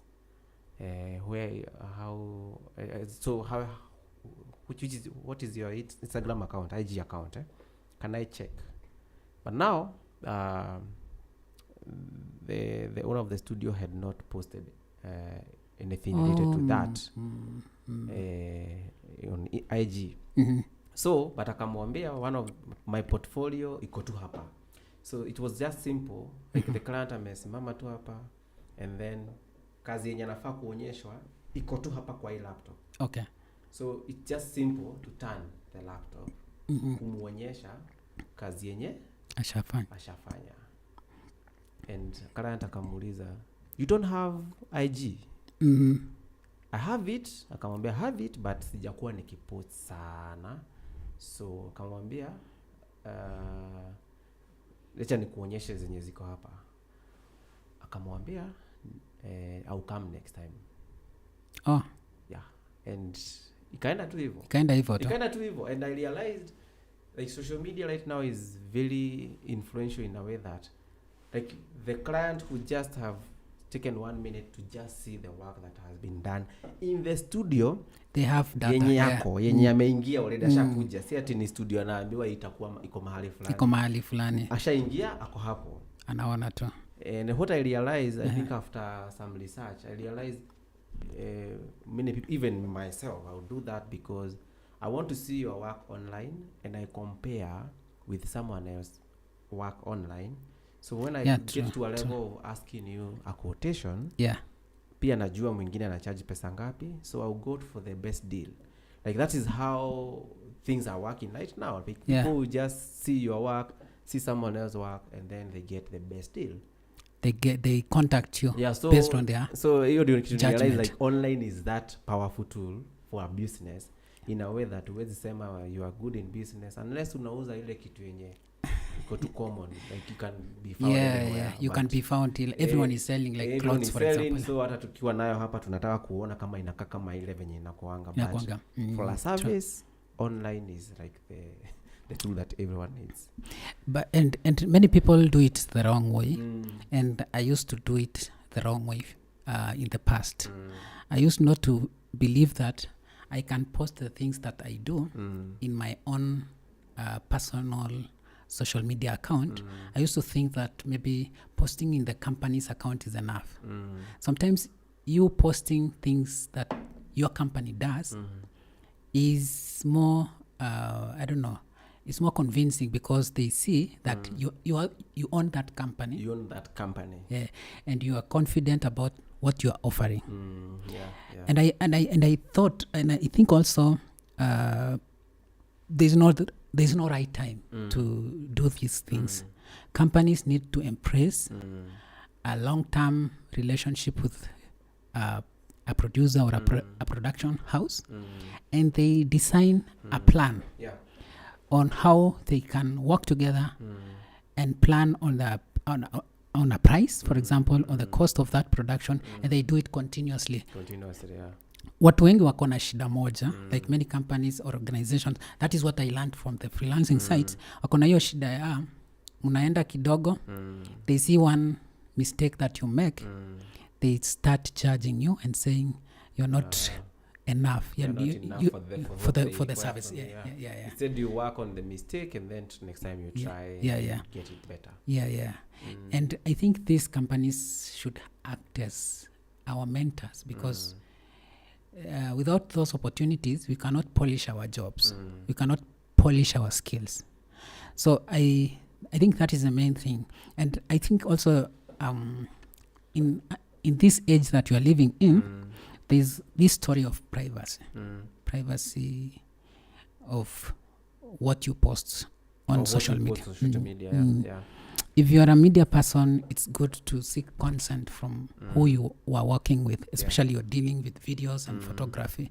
You seek consent so that when you post and succeed with that, what you've posted, the client will not come back to you and say, I saw you posted me, and change their story and say, now I didn't give you the consent to post. So this is the question actually. So when a client meets you the first time, they will ask for your social media account, like just for them to just view and see what you have been doing. So wakiuliza, they expect to find projects za kampuni kubwa umefanyia, and hizo ndio wana expect, and that's all that for them pia ni kampuni kubwa. But when they see that because those companies allowed you to post them for them, or they sent you a link on their account, or maybe they recognized you. So you qualify and you do their project, but the same company that had checked kazi yako from IG or YouTube and all that, wanakataa pia kukurecognize, to give you credits and all that. So how do they expect you to do another gig for a bigger company? And how did they expect to find you that already usha post umefanyia a bigger company, and kama hizo kampuni zilikataa?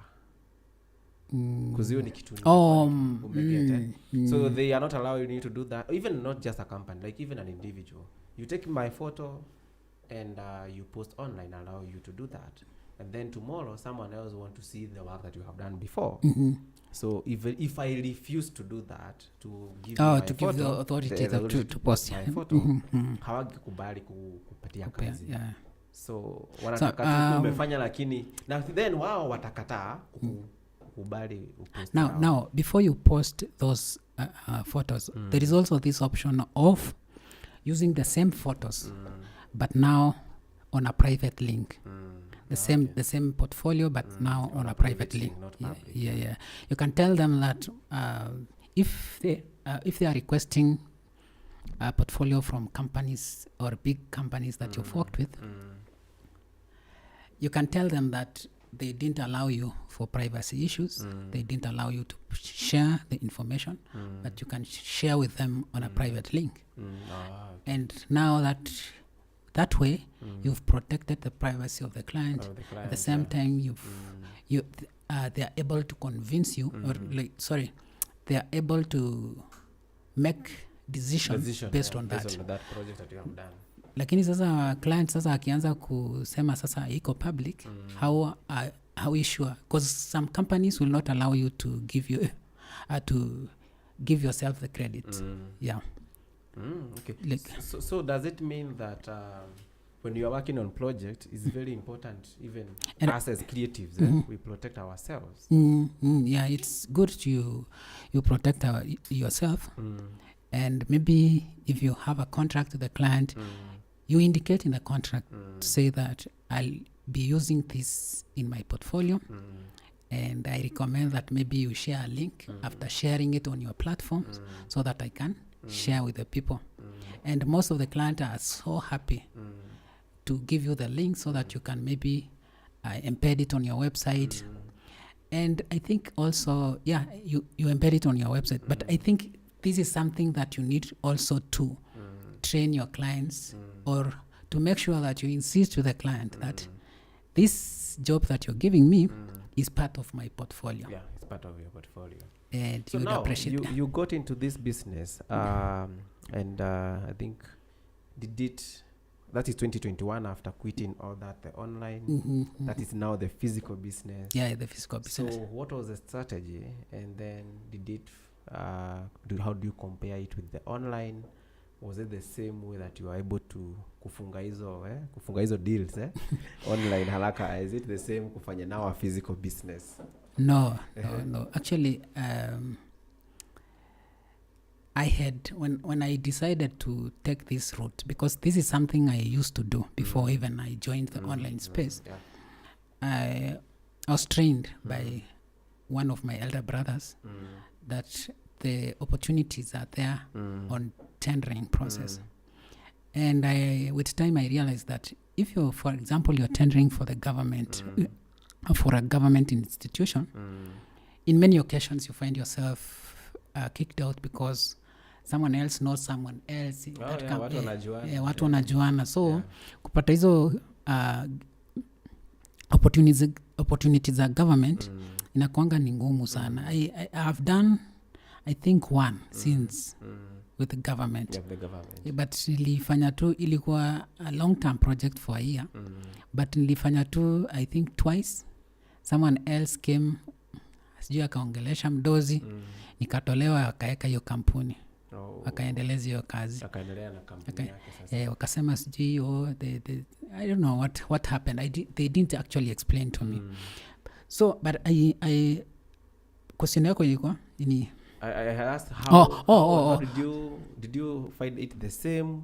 Did you succeed the way you are making a lot of money online? And physically, is it the same way? Like when you have a physical business, like you are working for clients in Kenya. Remember, uko unalipwa na dollars. So hapa Kenya, close deals Kenya si rahisi. Si rahisi, especially when you're used to charging a lot of money or charging high. Yeah. The premium packages. The premium. But the world is going globally, like the globalization of global things. Village. Yeah, global village. A global village, yeah. Yeah, so things are changing with time. And I'm not limited to getting opportunities outside the country. Yeah.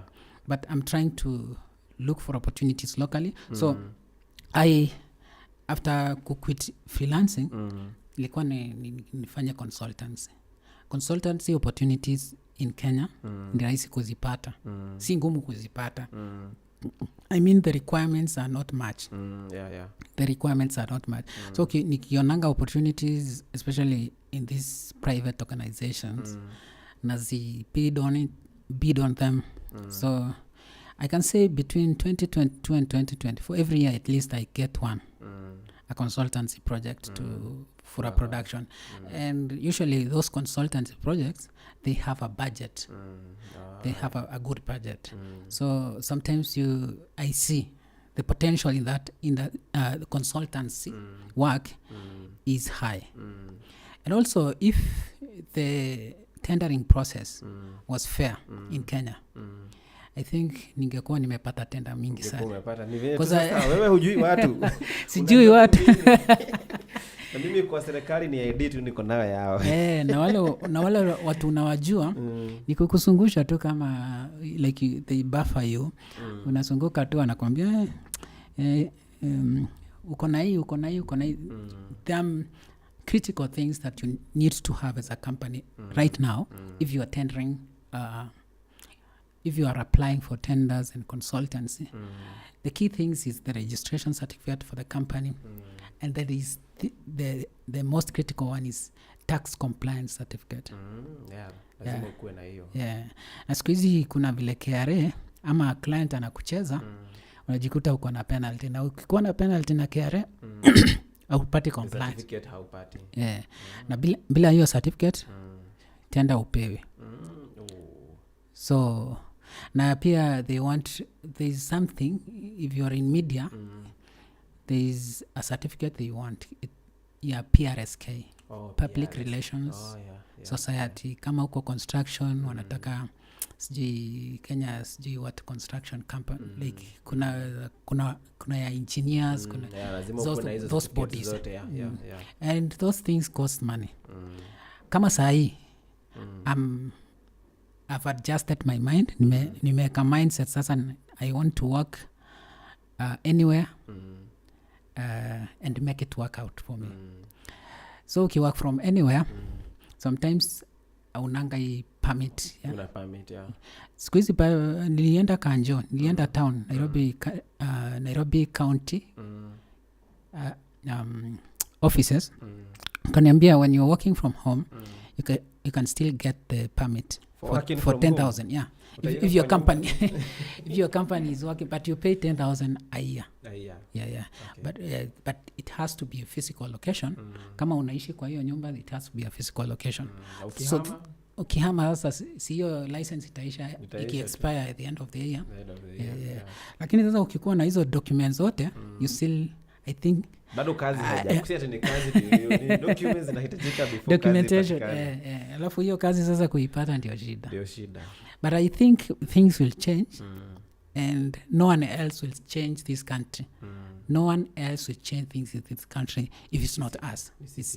We have to work towards it. We have to be there. For example, kama singekuwa na kampuni in this country, I would not know the problems that entrepreneurs in the tendering process or consultancy wanapitia. So we have to be there to serve water. We change the things so that the next generation can have a better process or bidding process. I felt that when I was working as a freelancer, wazungu wanakuanga like the people abroad in US especially, and UK and Australia, they have a very transparent way. They give everyone an opportunity to express or to show the talent that they have, and they appreciate that.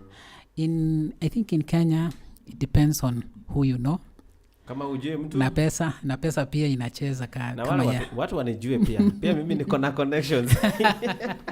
So kama mko na connections, mtu fanyie connections. So I've seen that online mostly in your YouTube channel, and subscribe to you, Cheptiony Mutai YouTube channel. Subscribe there. So I've seen that you do a lot of videos related to how to register a business in Kenya, KRA, hizo vitu zote. Have you ever worked for the government? Are you working for the government? You do it? And then where did you get all that knowledge? Because I think during the process of registering the company, I learned about it, and I thought many people maybe are losing money. Naenda tu cyber, unalipa mtu wa cyber, na kama labda angefanya home ama angefanya with their laptop. Ni kitu unaweza fanyia home. Ni kitu unaweza fanyia home. Yeah. Na si semi ati na wao cyber ama watu wa cyber. Unamalizia watu kazi hapa. Simalizi kazi watu. I saw the opportunity and people were looking for it. And I thought also I had the skills to do the tutorials. But now I'm shifting that to something different, to scalable video content. And I'll be showing people maybe how to create videos for themselves in their company. Yeah. And how to utilize consistent production in order to get the results that they're looking for. So I initially, when I started my YouTube channel, I wanted to have that impact on what I create, on things that I do myself. Like, for example, the process of registering a company, I show people how to register the company. This is something I've done. KRA, file returns. The KRA, I think nowadays they are changing things, they are improving, and it's a good thing. Now the problem is getting a problem sorted with KRA nowadays is so difficult. KRA, I think they need to change that. If you have a penalty that is pending with Kenya Revenue Authority, they'll take a lot of time before they help you. And maybe you are seeing other penalties because you have not paid for the penalty. And maybe ulikuwa unaona opportunity mahali unataka compliance lakini uko na penalty. Na hiyo conviction uko nayo, the nasemaje, evidence uko nayo ni genuine, legitimate. But the process is, I think, it is called the bureaucratic process. It has to go to many stages, hierarchy from the lowest to the highest before it's approved. So I believe maybe the digital process or the digitization of things will change that. So you do the videos out of just you want to help people? That was the initial thought. And also I realized that locally not many people are doing tutorials on local products or local services. Most people are doing maybe Adobe Premiere. It's an international thing. They are doing websites. Vitu mingi ni za huko nje tu. Juu hapo ndio madola ziko. So wanaenda kwenye pesa iko. That's why the shilling is not growing. That's good. And so are there opportunities that are untapped opportunities for online business and also for tech guys in the media that people have not realized? For freelancers and also I think locally I can say if you've never worked online as a video producer, video editor, you wouldn't know the opportunities that are there. But like me, I have worked online. I have delivered projects online. I remember there was a time in a year I could get someone in UK looking for a videographer in Kenya. So the market is global, as you're seeing. So the opportunities are there, and the video production is so wide. There are many of there's motion graphics, there is video editing, there's video creation, there's video tutorials, and you look for the opportunities that are there is identifying who your audience are. Who are you creating videos for? The targeted audience. Or who are you writing for? Okay. Even the AI is there. Even if the AI is there, there are companies who are looking for writers who can look for information or stories, do the fact checking, so that when they use the AI, all the information is clear and well put. Not just guesswork from anyone. So maybe anataka mtu anaenda kwa ground. For example, some things you can't write with AI. For example, if you are telling a story or a case study, if you're doing a case study of someone in Embu, for example, or for an NGO, you need to go to the ground, interview that person, talk to them, get the story, the full story. Maybe unakuja sasa cooking to the AI so that the grammar and stuff will be fixed and used. And can be organized. Can be organized. So maybe the mindset is where people need to change on how they look at these opportunities that are there. And I cannot say like forex people ati niko na GLE nimepaka hapa chini because but I'm contented with what I'm doing right now, and the direction that I'm working towards. So any challenge that you have been facing in the now the new business setups as a I think cash flow. How has it been happening? You need a lot of money to do that. I need cash flows to sustain my life sometimes. There's some months that maybe hakuna biashara.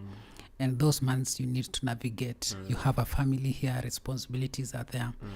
So that is what I'm looking at, and that is the challenge I have.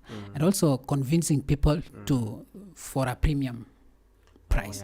For the membership, where you can be able to work for them. There's this gig for this month for that company. Strategizing for them. Yeah, they build some. It's taking time for companies to adopt to those like I don't know, the premium, like when I say premium, I'm talking about the cost that you're charging the client is premium.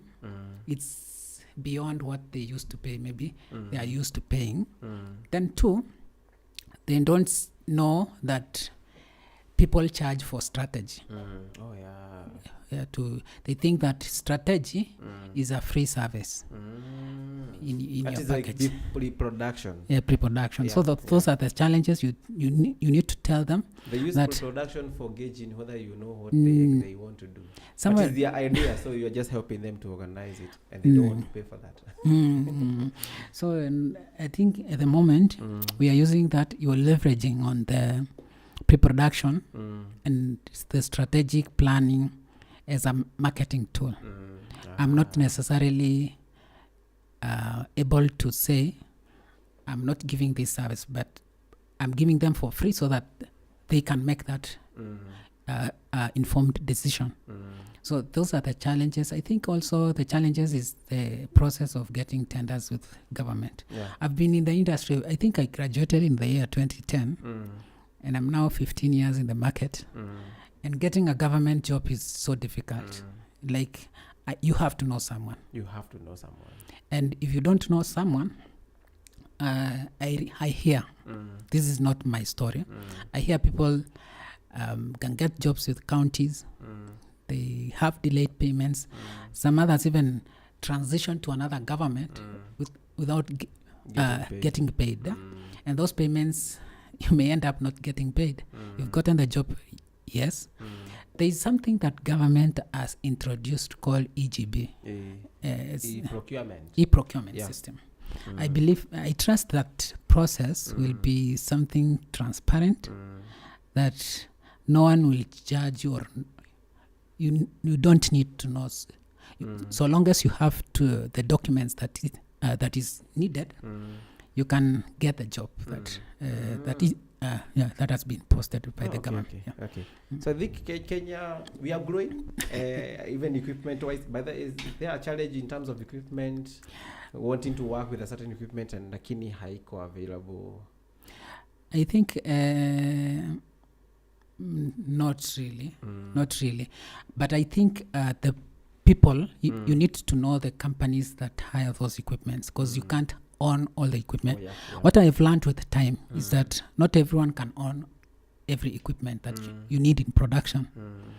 There is an option of leasing the equipment, hiring the equipment, but you can't lease those equipments or get those equipments without knowing someone who referred you to those organizations that lease the equipment.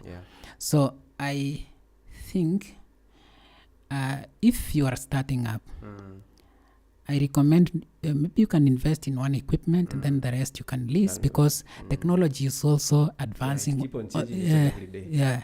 The equipment that I bought maybe in the year 2020 is becoming more and more irrelevant to the technology that we have today. Because and actually that reminds me, there's something that we had said that we are going to talk about. People who are charging less money, and I think unaitiwa gig, unalipisha pesa mingi according to your whatever you have invested in. Alafu mimi nikiitiwa nalipisha pesa kidogo sana. Like they say for a video shoot you charge for 30,000, I charge for 10,000. The same job but nakuja nakwambia unisaidie na equipment, kuna job nimepata pale. So the same client because I am not same client. Na charge less because sina hiyo equipment, but naweza kuomba. Na wewe una charge more because you know the value of that equipment. So na wewe pia juu na kujua unanipea free. Nakupea free. Juu unanipea free juu sijaijipata in a situation like that. So mostly does that happen? Mostly I think it happens. So where a client will be working with me because I charge cheap, but I also still use your equipment. You can't charge that amount of money because you have the equipment, so you charge cheap. No, you have the equipment, you know the value for the equipment, so you charge according to. But for me, I will borrow you the equipment. So utanisaidia ile nifanyie yule client mwenye alishindwa kukulipa. That is Kenyan market is so difficult. So sometimes the client is not ready to pay even for the equipment. They expect to pay 5,000 for photography for a birthday. So kama unafanya hiyo, you have to stop because you're killing the market. Because mostly you realize you hire a good camera for photography per day. How much do you hire for that camera? It depends with the kit. A good camera maybe camera peke yake na lens ile kawaida maybe allow 5K. And then someone anakuitia event ya birthday 5,000 kila kitu including editing, si uta edit tu kishapiga birthday lazima na how many photos allowed na pia wanakuambia nataka ka video kadogo with 5,000 you hire a camera. Na unaenda for the whole half day. The whole day. And half day. There's transport and all that, and you have to edit all that. And then they can complain. Hata kama camera ni yako, sometimes you have to charge for the camera that you own. Yes. So that you feel that the investment that you've made on that equipment is paying you back. And assume you didn't have the camera, you had to hire. Yeah. What could you have done? That cost your job haukepata. Your cost inafaa kwenda kwa client. Kwa client, your cost lazima client akave. And many clients also wanakuthreaten, wanakuuliza kama umekata 5K, there's someone else who is doing for 3K. I know someone which is really something I think sijaipatana na mwenye ana take advantage of me because all through and I think someone who is starting right now ni mzuri kukuwa na a set mindset on what you want to be. When I started up mimi sikuwa nataka nifanye photography, sikuwa nataka nifanye video. I was good in editing but I didn't want to do that for a long time. But along the way nilikuwa naona I had employed 2 people in my company. Nilikuwa naona nikawa nakula pesa mingi kuniliko because I was paying them, they don't know how much hawajui umebaki na pesa ngapi. So I started thinking that I could do sometimes when I have a gig I can still do the photography and direct. But along that time, for the time I've done that, realize I was losing because the mindset of a business person is different from the mindset of a videographer and a photographer and a video editor. A video editor knows that their job is to edit. Writer pia anajua kazi yangu ni kufocus tu na kuandika story vizuri. Videographer pia ni focus tu. Nikiambiwa shoot na shoot yote nimeambiwa. Sasa mimi nikasema na as a multitask I make more money. But nika realize later sasa from the online jobs that I was doing, the people from say for example Netflix,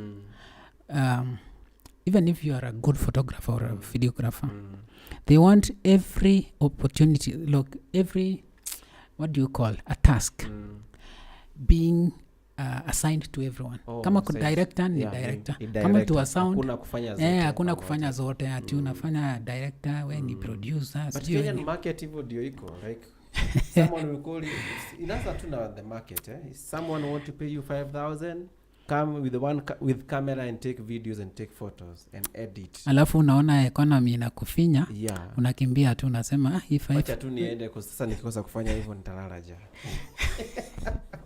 That's how the market is, but maybe that will change, depending on how we how probably we raise our children. Musiachilia mtoto wako atiaende because alifanya media. When I was starting to do media, there's still that perception that media ni kitu ya jokes, like hainilipangi vizuri, sika daktari, siji kama ini. But I know if you plan well, it will pay you. And that is where I think the platforms like YouTube and social media is changing that story. People are creating their own content, they are strategizing money. And they are making money, good money.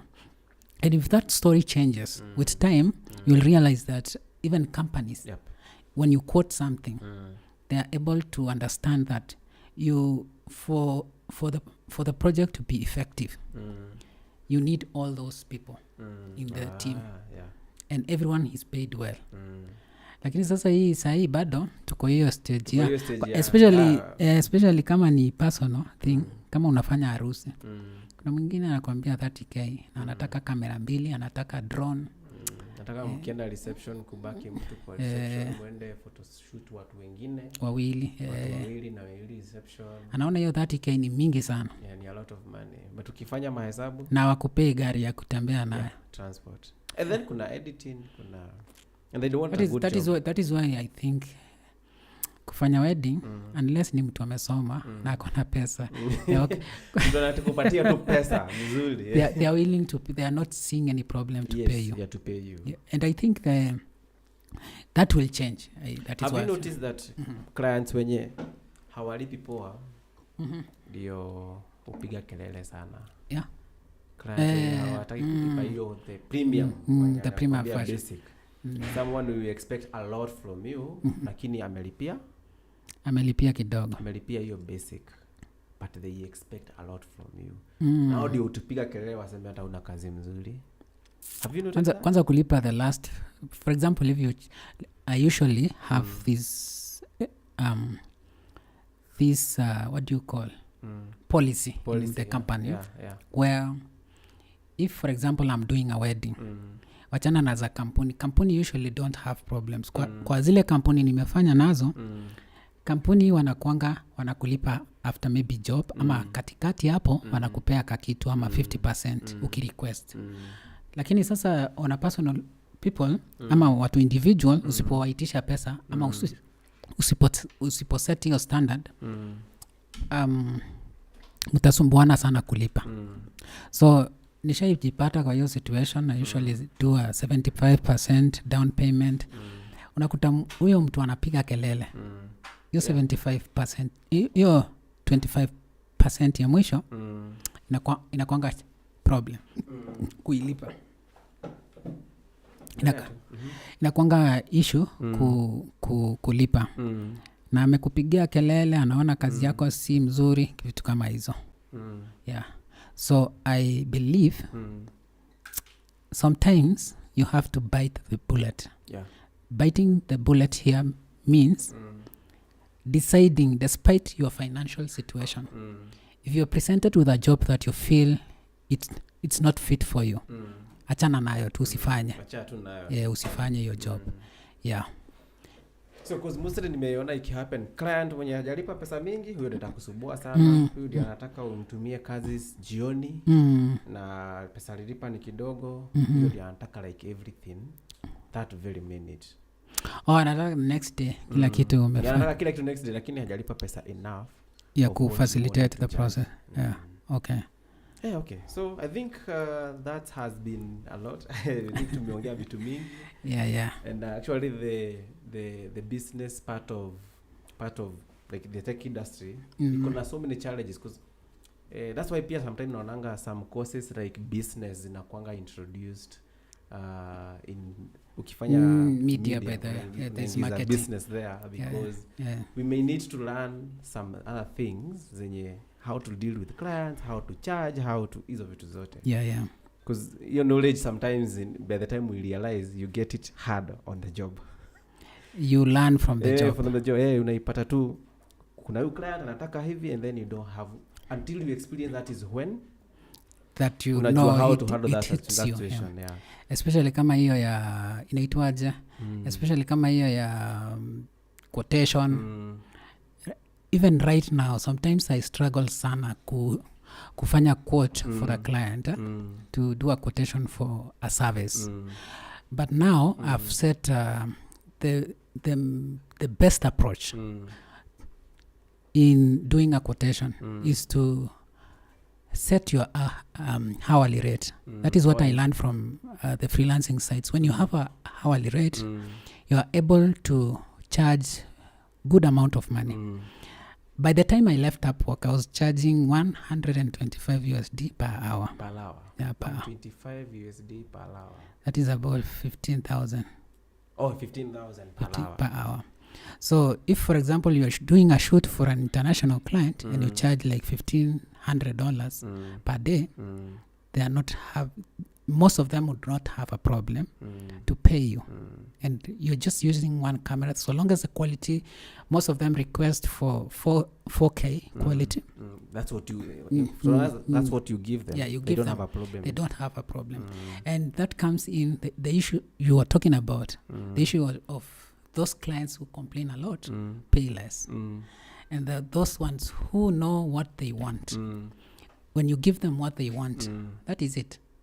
You will not have problems. Yeah, nakumbuka kuna watu. So when you have an hourly rate, it's easy to quote. Even you're quoting for a local client. If, for example, you say, I'm worth $125 or I'm worth 20K per hour. Labda unaona Kenya sasa, unaona Kenya sasa kuna vile economy. But do many Kenyans connect with that in a way that they will accept. Hata usiweke one per hour. For example, if a client is an NGO, they are requesting you to do a documentary, you'll be in field for 4 days, and they need that video. Maybe at the end of the day, they need a 5 minutes video.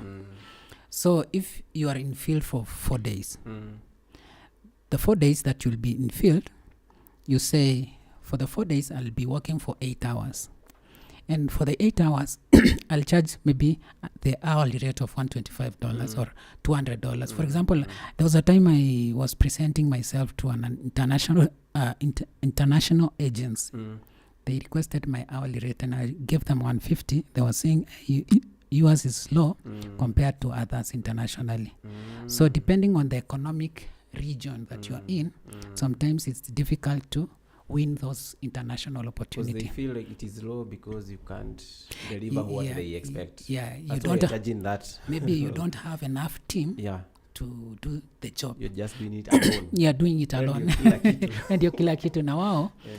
They value boom swingers, sound man, director, contradicting to Kenyan setup where if you can't do all those things, you're not you don't know what you are doing. Yeah, you can't. So wewe kama ni videographer unafaa ujue sound inarekodiwa aje, unafaa ujue in the middle of that event, take few photos. That's how it's supposed to be in Kenya. So but there wanataka the other way. If you are taking the project, you need to have a photographer, videographer, script writer and all that. All those things, Na wengine wanakuambia shoot too. We have our own editor. You don't have to edit. You send out the raw files. You do. So when you actually use the foundation of a hourly rate, because saa zingine unapatanga job yenye uko una expect na value yake iko juu. Maybe unaweza base na hiyo successful one would say how much per hour would ninge charge for this job. Would I have charged for this service? Does it mean per hour in terms of the duration of that video, or per hour remember in terms here, of the time you use to do that work? Remember, you're trading your time for money. Oh, for money. Yeah. If the time exceeds, that is when you can tell them, you see, we had an extra day for 8 hours, or we worked more than 8 hours this day. But Kenyan, you don't quote those things. Unaandika kando, unafanya mahesabu zako, unasema sasa nataka hii pesa. Nataka hii pesa. Baadaye unaweza explain, useme ni foundation ilikuwa hii na hii na hii. Okay, I think we have been here for the last 2 hours. Okay. Yeah, and actually the conversation, it has been so deep. So many things, and I think it's awesome to get to learn from you and from your experience in terms of online and also the business online working, the business aspect of it, the tech industry, venye tu hizo vitu zote. And I think I've learned so many things. Na pia wale wamekuwa kitu watch. I hope they have been able to learn something. So we were live on TikTok, YouTube. And people will get to see what you have been doing for those 2 hours. I must mention, maybe this is the first interview that I am attending or have been to. And I appreciate the opportunity. I know with time I'll perfect all this information I have, the knowledge I have. You have a channel, so we can get to hear see 1 or 2 things from one video, another video. Every day. So I think when you are setting, maybe in conclusion, for someone, I have actually I had 2 companies before. I thought initially that one company I would open a studio, get walk-in clients, not knowing that technology was taking over. So when I set up that studio, 6 months down the line, I realized that I was not making enough money to pay for the rent. And it was not viable business. Walk-in clients bring low quality opportunities. Most of them, they just like they are passive. Wanataka kujua tu price. Pia nakupima kama na vile digital iko saa hii, unaweza fanya kitu without even having walk-in clients. Unapata tu online watu wanakufind like Zero Deep, for example. Saa hii watu wanajua online kuna studio mahali ya podcast. Wanakam, wanaku inbox, they write you an email, they contact you, and with time you realize uko na clients na si walk-in, walikupata tu digitally. Digital, and everyone is having a smartphone. Ni rahisi sana kushare. Na kuonyeshana pia kazi unafanya. So I even in tech, for example, nowadays anyone can become a tech investor. Coding si lazima ujue. You can be an investor in technology so long as you see the opportunity or the opportunity in the market. Because I see prototyping an application is nowadays easy with AI. There's something called Firebase on Google. You can prototype an application there. You can write a prototype. I don't know what do you say. And you can see the application in action. Maybe now it's like a model of the same. A model of the same. So you're able to see using this application, you're able to achieve this and this and this and this. And also if it has a problem, you're able to collect all that. And when you have money, you can pay someone now to implement the whole thing. Maybe because you already know how it works. Itakuwa rahisi sana tafuta mtu wa coding na kuna instructions. This is what I want. This is na nishaona prototype inakaa hivi. Ni rahisi sana kwake kuwork on it. And I think in the next few years watu watakuwa na design app with AI. Like si lazima utafute mtu, but itakuwa muhimu kukuwa na mtu wa tech because troubleshooting sometimes AI is not that actually what because you will need these people as well. Watapoteza kazi, watafanya kazi gani? For someone else said Juzi in this podcast, I think that was our first guest. Alisema AI is not taking anyone's job except those people who are not ready to use it. So if you're using AI, you can also use AI to solve all those problems. Lakini haiwezi solve on its own. It's people who use it can be able to solve those problems. Kama wewe huitumii, ukijua kuitumia vizuri, ukijua kutumia mzuri, uko na kazi bado. Usiogope AI. I think that is the point. AI iko na sisi hapa, hata mimi niko nasemanga AI imemaliza creative industry. And most people wanafikiria hivyo. Lakini they are still needed. So tukimalizia sasa. So where can we find you? What companies are you running? And what do you do? Unaweza tuelezea more about that? Okay, as I mentioned, my company is called TechTube Studio. TechTube Studio. And it's online on TechTube Studio.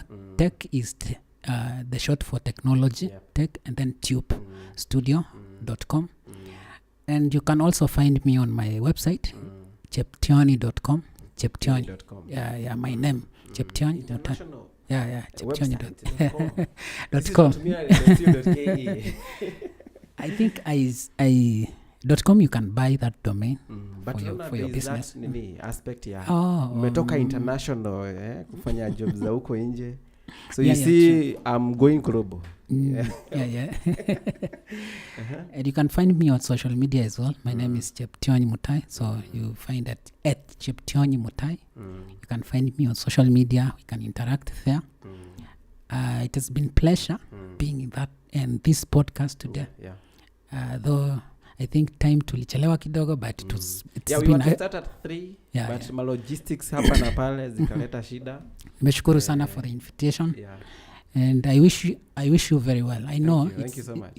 Uko episode 6 in this process. Najua si rahisi, but I wish you all the best. Thank you so much. As you push forward.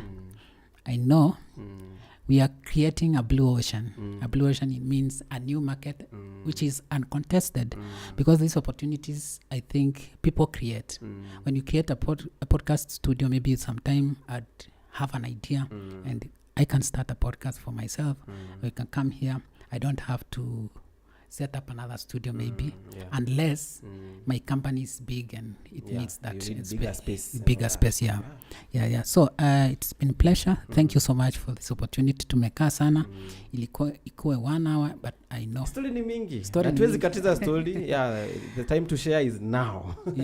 So I'm grateful for coming. Thank you so much, and I think we get to end this.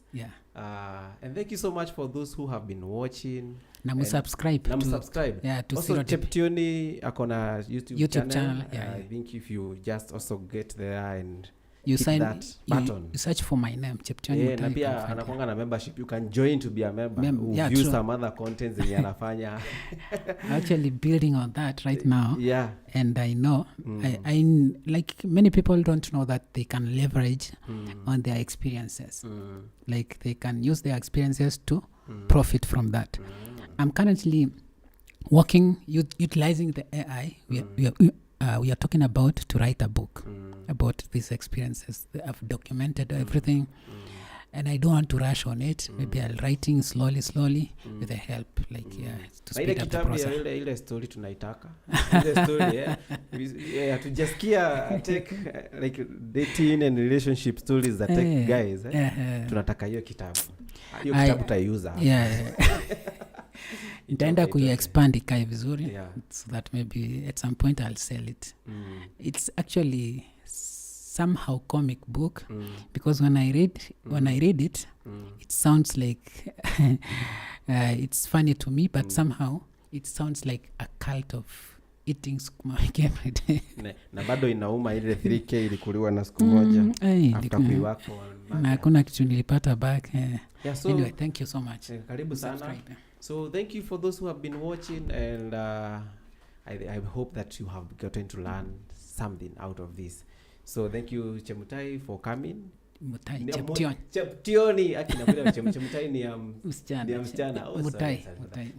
Cheptiony for coming, and this podcast has been streamed live by 0DB Creative Studio, and this is a place where you can come with your content and record your podcast. So actually sometimes it's a lot of work, or sometimes to do editing and all that. We are here for you. We can edit your podcast for you, and sometimes you can plan to do it live, like the way we are doing it right now. So you don't have to worry. We take care of the technical aspect of it.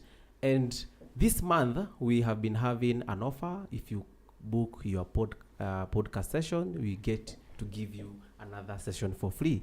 So hurry up and book before the offer ends, and then you get to start your podcast if you're starting. If you are continuing, usingangane na vitu, useme sijui quality nini hizo vitu zote. We get to sort all that for you. I have been your host Kanyenge Chege. Thank you so much, and see you in the next one. Adios. Bye. See you. Bye. Subscribe. Yes, subscribe. Yeah.